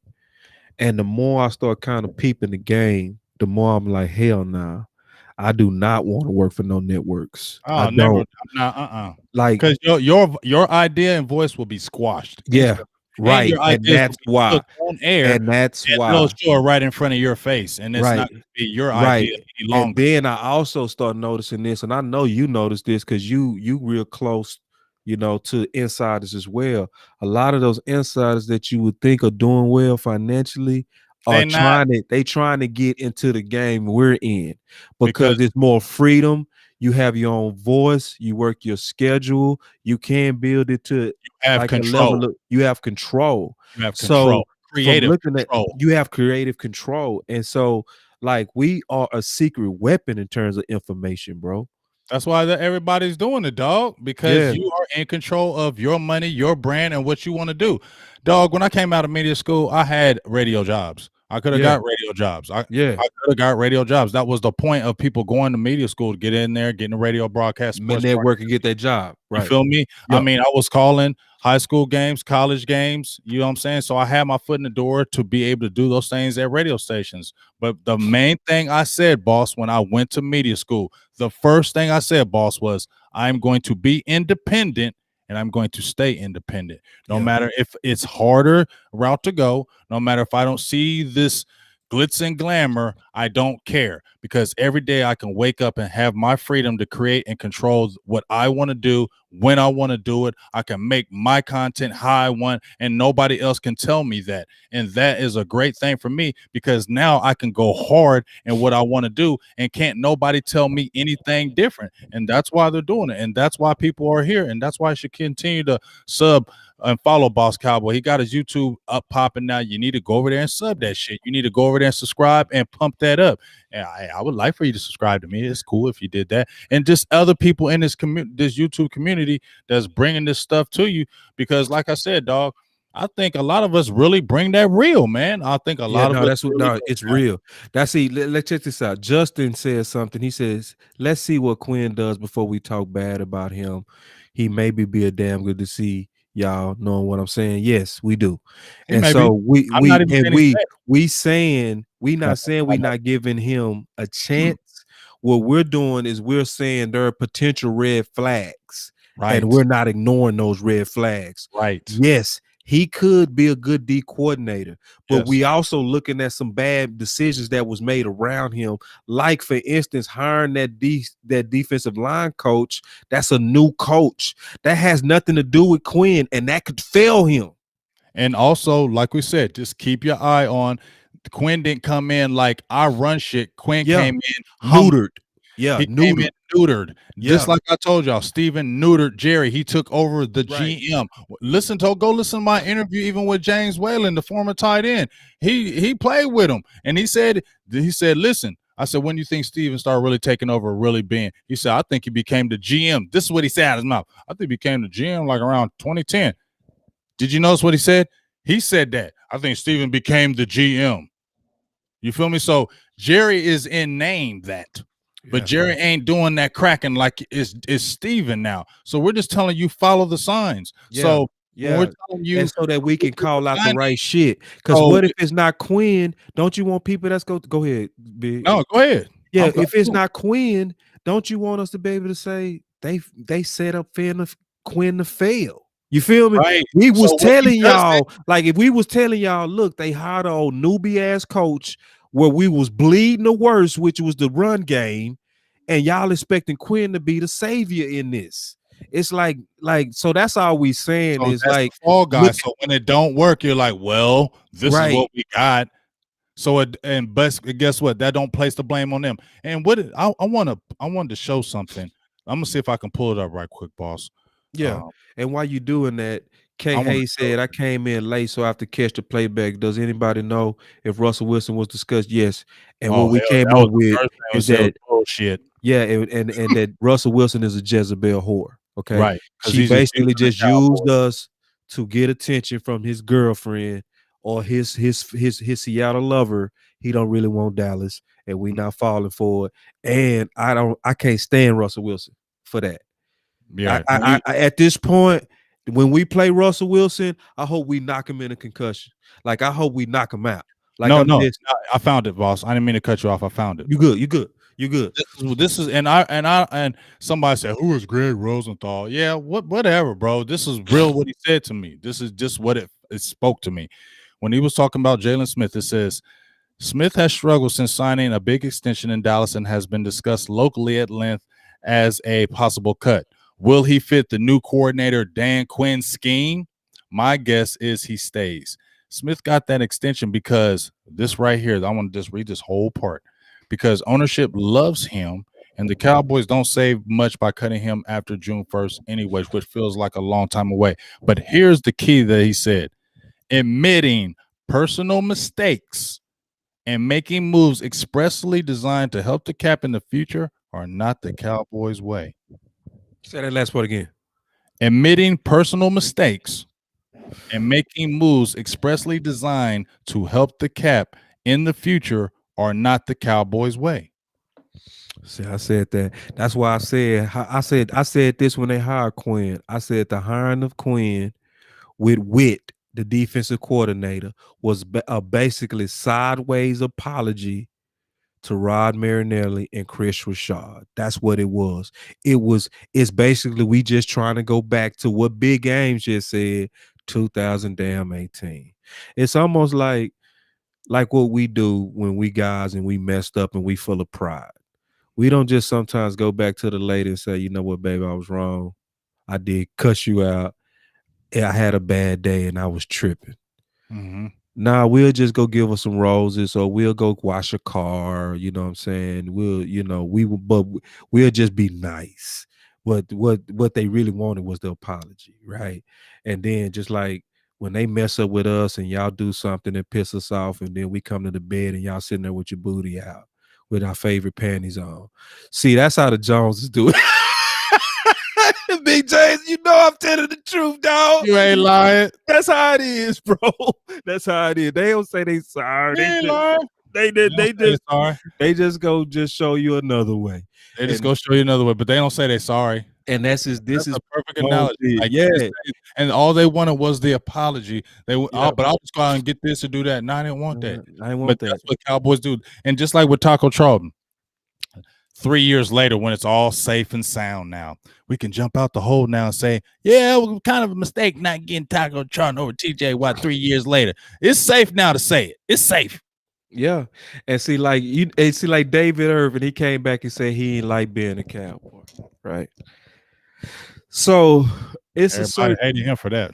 But see, I start looking at it. It's like you don't know what to trust, because they first came out with the story. This is why he didn't work with us. So he way over there at the Raiders. He done moved on. He got his new girlfriend. You know me with these analogies, bro. You got your new girlfriend. You done moved on. Then you check Facebook and you see your old baby mama putting your name in the mud. Sometimes you can be the bigger man, but sometimes you petty. Sometimes you like, man, I hated being over there with y'all America's team. So we watching the reaction. Yeah, we watching the reaction and then calling it like, oh, that son of a bitch, he never really wanted to be a Cowboy. You got to look at it. I'm over here. I moved on. My coach believed in me, brought me back in. I played well enough to where they go give me another chance. And then y'all talking about me. So now I finally get to unleash on y'all like I never could. You know what I'm saying? So it's hard to, you don't know what to trust no more from the dysfunction of our organization. Hey, can I read this? Read it. Bobby said this about 10 minutes ago, and I had to get to it because I felt like it was just it's a weird thought in a good way. He said Etchenberg, but no, he just changed. He just flipped the script. He said Etchenberg left. Yeah, he did. He said Etchenberg left tackle from Notre Dame is a late first round sleeper. This is one of the reasons why I'm really not for tackle in the top 10, except if it's for Sewell. That's what moved me off of the Slater train. It's the depth of tackle and guard in this draft. I just want to address that because I felt like that was a good thought. I think the tackle and guard, I think honestly, Big, tell me, I know we just flipped the script, but this just got my attention. But tell me what you think of this, because I know you in research mode too. In my opinion, bro, I feel like this is an ultimate trenches draft. I think this is the draft that if you're trying to retool, like you said earlier in the show about Tyron, right? If you're trying to retool on both sides, this you can do draft. It this year, especially we got the picks to do it. So you see that too? I want to make sure because you got a plentiful tackles, like you said, good amount of guards, but a lot of tackles. So you can definitely get a tackle, and you can really hit this defensive tackle position. You need to address it, just like me and you talked about. This is the year, Steven, Baby Nuts Jones. Yeah. Go out there and let them nuts hang and get you a dog defensive tackle. And then guess what? You can still draft a couple for your future. That's how you do it. But you got to get a dog out there in free agency that's come in and said, look, this is how we doing it. Don't get no has-been. Don't get a Brandon Short that missed the last 2 years, played a total of 10 games, been hurt, and then said, well, he played with Carolina when they won the Super Bowl.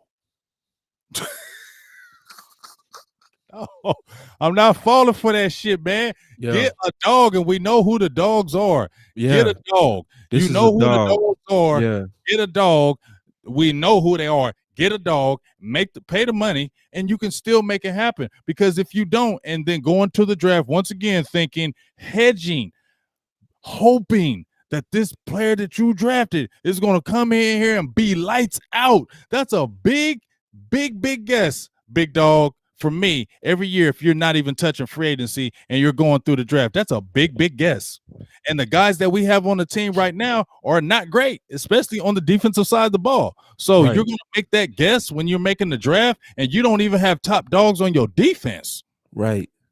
Wow. I got a couple of good questions in here, man. I want to kind of take with you real quick, if you don't mind. Go ahead. Justin said, and y'all throw a couple of super chats in there too, man. You know keep going. Keep holding it down. I'm gonna go grab some Kool-Aid. Yeah, I got you. All right, I'm gonna go really drinking some Kool-Aid too. All right, man. Yeah, I'm about to drink some All right, Kool-Aid. I'm gonna take your question on this, Justin. He said, "What about trading for Watson? He will only cost 10.5 on the cap, and he's younger than Dak. What do y'all think?" No, because when you look at Dak in comparison to Watson, they're comparable. You do have a better quarterback in terms of a quarterback that improvises better. He's better in the pocket. When I'm talking I'm talking about Watson. He's better in the pocket. I got you, Bobby. I saw your question, man. You had some good ones.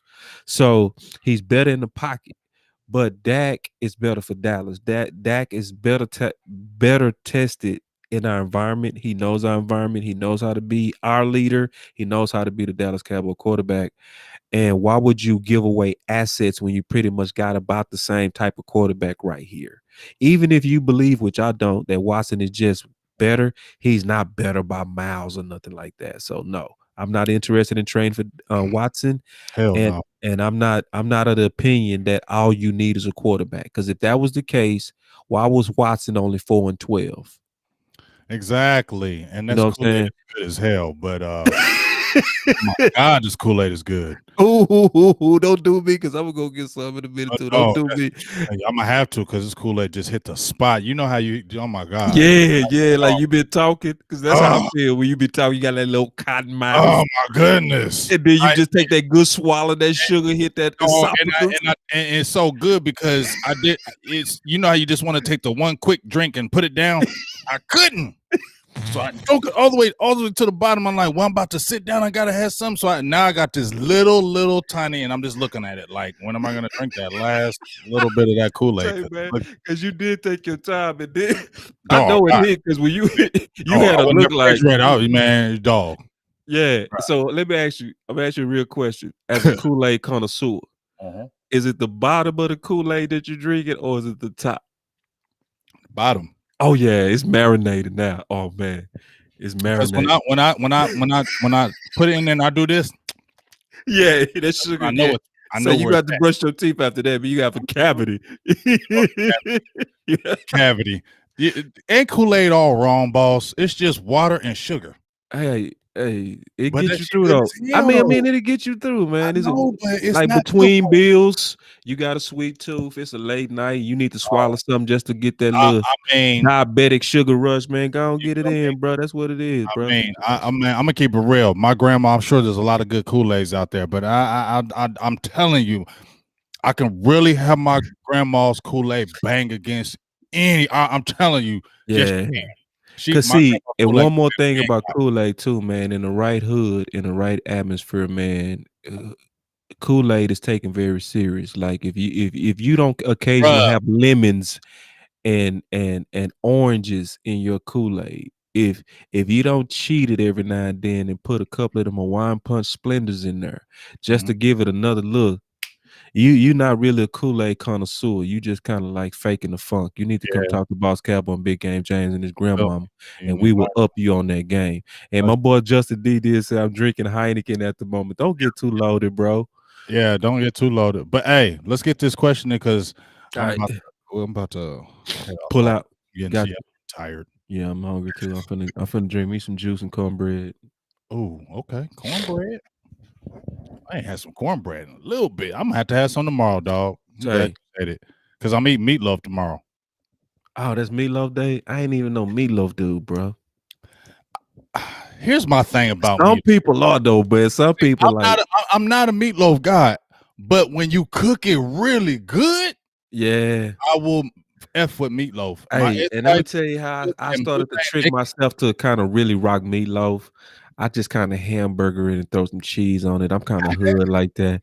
Don't laugh at me, bro. Don't laugh at me. It give me. See, if you just get you can't put all that damn sauce on the meatloaf, just a little bit, and you get them good ass mashed potato, dog. If you get some corn, okay, because you talking about language now. What's such a mashed potato? We gonna have to rock one day, bro. I'm about to see what you talking about over there fucking time, because you sound like you really got the same old DFW too. We gonna kick it. I'm coming back home. Like when you coming back to the crib, you hit me up, bro, and then we go. As a matter of fact, man, you need to get on the grill. That's what we're gonna do a show, all that good shit. All right. But you said you want to take a question. Yeah, this is the last one. Then we out. Do we have enough money to sign one big free agent after Dak's contract? I'm on Team Dak. I think we do, because if you sign him to that big deal and they spread it out, that's where the money is. That's why they're talking about you don't want to tag him again, because when you tag him and he's on the tag, that's all 1 year, 31 million gone. You can't finesse it. You can't do anything with it. That's why they want you to sign the contracts, because then when you sign the contract, it's spread out and it's not taking one big hit off the cap. But at the end of the day, show me where we're going to sign a big name free agent. It's not happening. Yeah, and so yes, do we have enough money? And it's not even just the money we could free up with Dak, but it'll be other ways that we can free up money. So that's really not an issue in terms of if you're trying to team build right now. And then again, this is the most important thing too. Remember, because of the spike in the cap, the cap is getting ready to double. So everybody that's signed is getting ready to be an epic discount in the next 2 years. Keep that in mind. So all the sky's falling because of Dak getting signed and paid. Lies. And I want to take James Gary, because I think he hit it in the best one to sum it up. Yeah, he said, yes, the fan base is listening to sports media talks, shows, and clickbait stories with contrived drama. No allergies kicking your ass. Man, I have to take the Alka-Seltzer. I'm gonna be on it, but I want to finish on that because, James, that's exactly why we honestly ask everybody to share the show, because people have habits, right? People have habits of where they consume information. If you don't know that you're actually being fed poison, you'll keep drinking it until you die. You see what I'm saying? So if you don't share, if you get off and hear all this content, you see me and my boy, we freestyling, but we also keeping it very honest and 100 and informed. But you tell nobody, then that's not helping the movement. What we need is people to share, people to, support, give, all that, but mostly share so that we can continue to grow that independence, and we can start taking those fans that are good people that's listening to the wrong sources. And then you'll start having an educated fan that's lobbying for the smart stuff, because we know what's really going on and we not falling for the Jerry Jones and Steven propaganda. So yeah, that's why we need y'all help. So if you didn't share, if you didn't like, if you didn't subscribe, then you really didn't help the cause, because he has a growing channel. I have a growing channel, and we are all a part of a movement, and we don't mess with everybody. I'm privileged to be able to rock with my boy Big, as I am with you. You know what I'm saying? And because we also know we serious about spreading this information, so we only mess with the serious. We both could be wasting our time doing a bunch of different podcasts with people that's not serious, but we not. So we really serious about getting this information out there. I do want to plug one thing. Plug. I forgot to tell you this too. What's up? Alex Sherman from CNBC is gonna be on my page Thursday. Nice. And he does all the financial news on sports.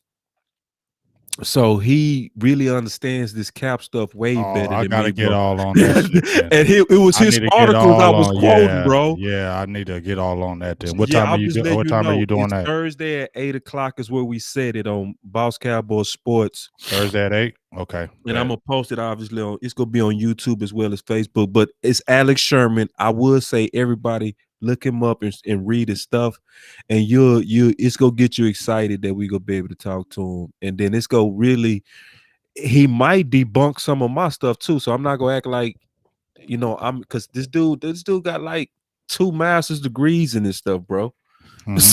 So he go really and guess what? He talking to the people that make that decision on those television contracts. It's his contacts. So he go really, really tell the real sauce, bro. So y'all get ready for that. Yeah, I'm gonna definitely be on that because I love one thing I'm not like I am a super information guy, but I don't talk like a super information guy all the time. You understand what I'm saying? But I'm always reading information. Like, me and you, we writers. So we're always reading information and trying to get new information to learn more, get my mind always learning. Every day I want to learn more. And that's why I always read and all that good stuff. But that cap stuff, that stuff is great because we all look at the football side, boss, but when you see that money, then you start seeing, okay, why isn't this guy playing, or why is he doing this? Follow the money, follow them contracts, follow the length of them contracts, follow them signing bonuses, workout bonuses, all those playing part of playing time. And why isn't this player playing today? Well, guess what? He may not do this and won't get this bonus. Like it's money related. So see, like, look at this. Just real quick. I'm sorry, Big. Go, no, you good. Nick Yak said cap is not doubling, only getting 5 million more cap space. See, he talking about this year. You talking about it going from 180 at his bottom to potentially 185. See, that's why you need to come tune in, because Alex Sherman is going to be talking about what's going to happen in 2022 and 2023 and 2024. That's when it's estimated to double. So that's why I'm telling y'all got to come watch us, man.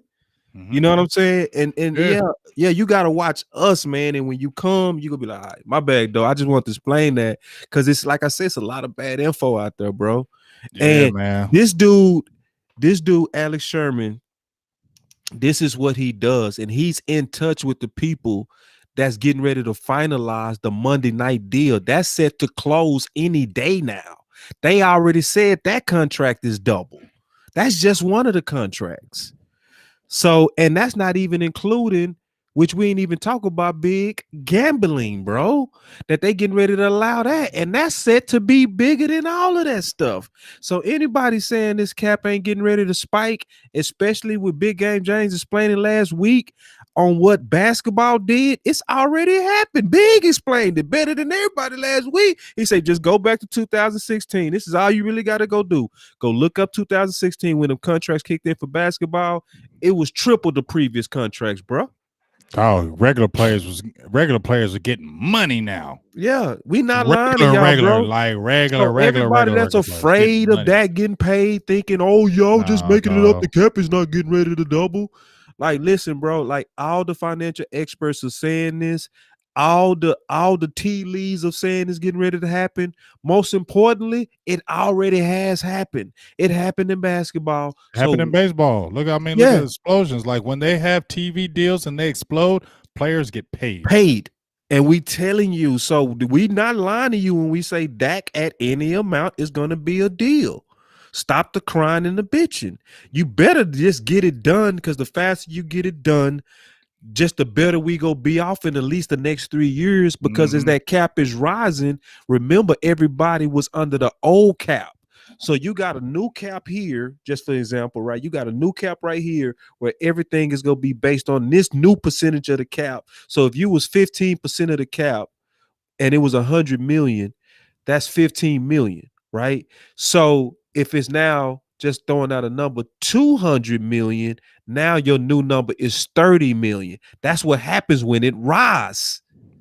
And it's set to do that. So we not lying to y'all, man. Y'all just got to follow us.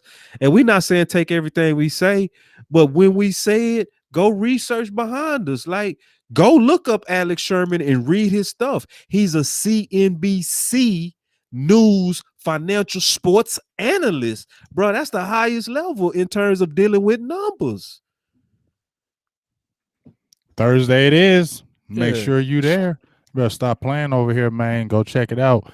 And this week I got Matt Johnson and Barry Church, and we're gonna talk coverages. So make sure you know we all talk this and that, but I want y'all to see what some of these Cowboy fans don't know what the hell it is, boss. When you be talking on the field, like what you see. Right. So when you talk I'm about a glad y'all Dan doing Quinn, that, bro. you feel me? When you talk about a Dan Quinn bringing in a cover three, we're gonna talk What is that? what the hell a cover three is for everybody. A cover one, cover two. So when you're actually watching the game, this is for education to educate the people.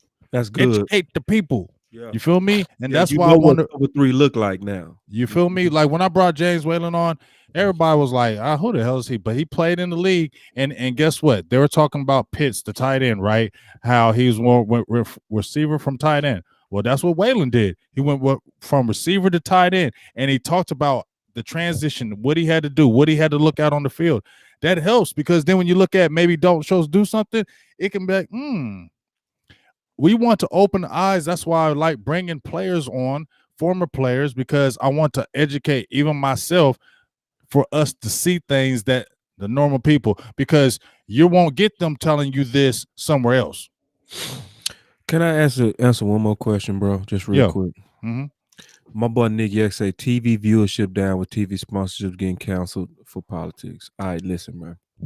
He be falling for that, dog. Yeah, I just want to explain it to him, bro, and then you can go look this up also. But like, this is what's also going on. What's happening is streams have basically taken away the advertising value from drama and series. Okay, because what do you do when you want to go watch any drama now? You go watch it on your own time. Right now, Snowfall is out. That's one of my favorite shows. I can go watch it now whenever I want to, ad free. The only thing that's holding his value to advertisers is live sports. I really want to explain that. So if you're an advertiser, you're Coca-Cola, and you know one market is dried up, what is left basically means that there's a demand for it greater on the sports side, because that's the only time live sports is holding this advertising value, meaning it's the only game in town.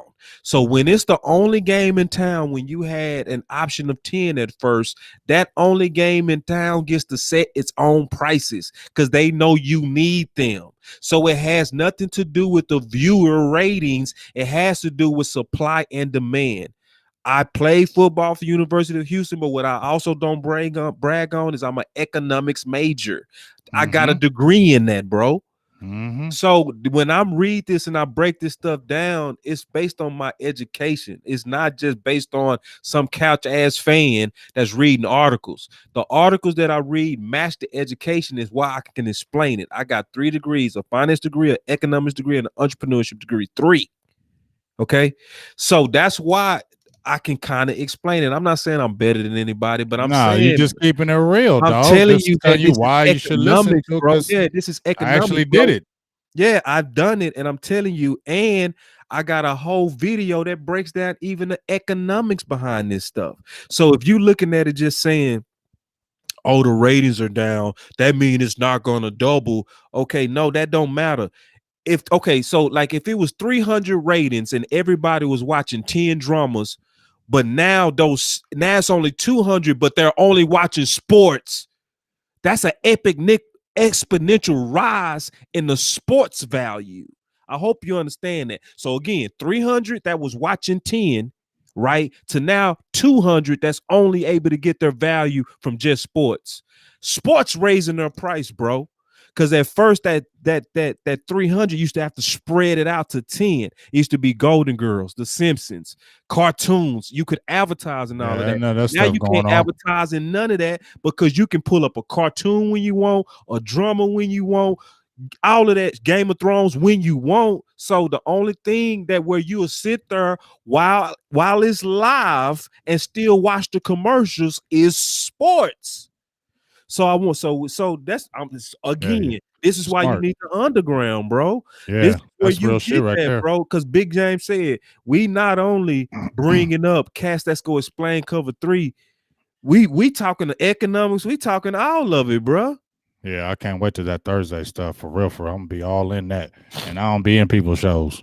If do say CBS down, NFL gets less money. No, bro, you just want to argue, bro. Yeah, Listen, he just want to we argue. bring, No, yeah, we we bring, done, yeah, dog. we We ain't done, bro. arguing with Like I him, done gave man. you He just want economics to. and all that kind of stuff, and Yeah, you still yeah, just he go don't look up know. Alex Sherman and read something, Yeah, and then holler at me next just week. be in the show Thursday and argue Thursday, bro. Yeah, I'll get Thursday, then we'll talk. Yeah. Okay. So, hey, man, we appreciate everybody. I'm tired. Yeah, I know you worked hard today, bro. Yeah, but Thanks hey, for thugging it out, G. hey, we knew. I'm glad we did this one because this was a real. Well, they're always guys. They're Yeah, always good. we the same, But, bro. but this was another good one, dog, because we had to hit a lot of good things, man. So shout out to everybody who was in the building. Shout out to all the donations. Shout out to all my members, my subs. Everybody's go like, share all this. Go share it. Like I told y'all, Boss got his YouTube up popping. So please go over there and be a sub right now. Be a subscriber so you can get them numbers up, get that money, all that good stuff popping. So please go over there and do that. And you know how we do.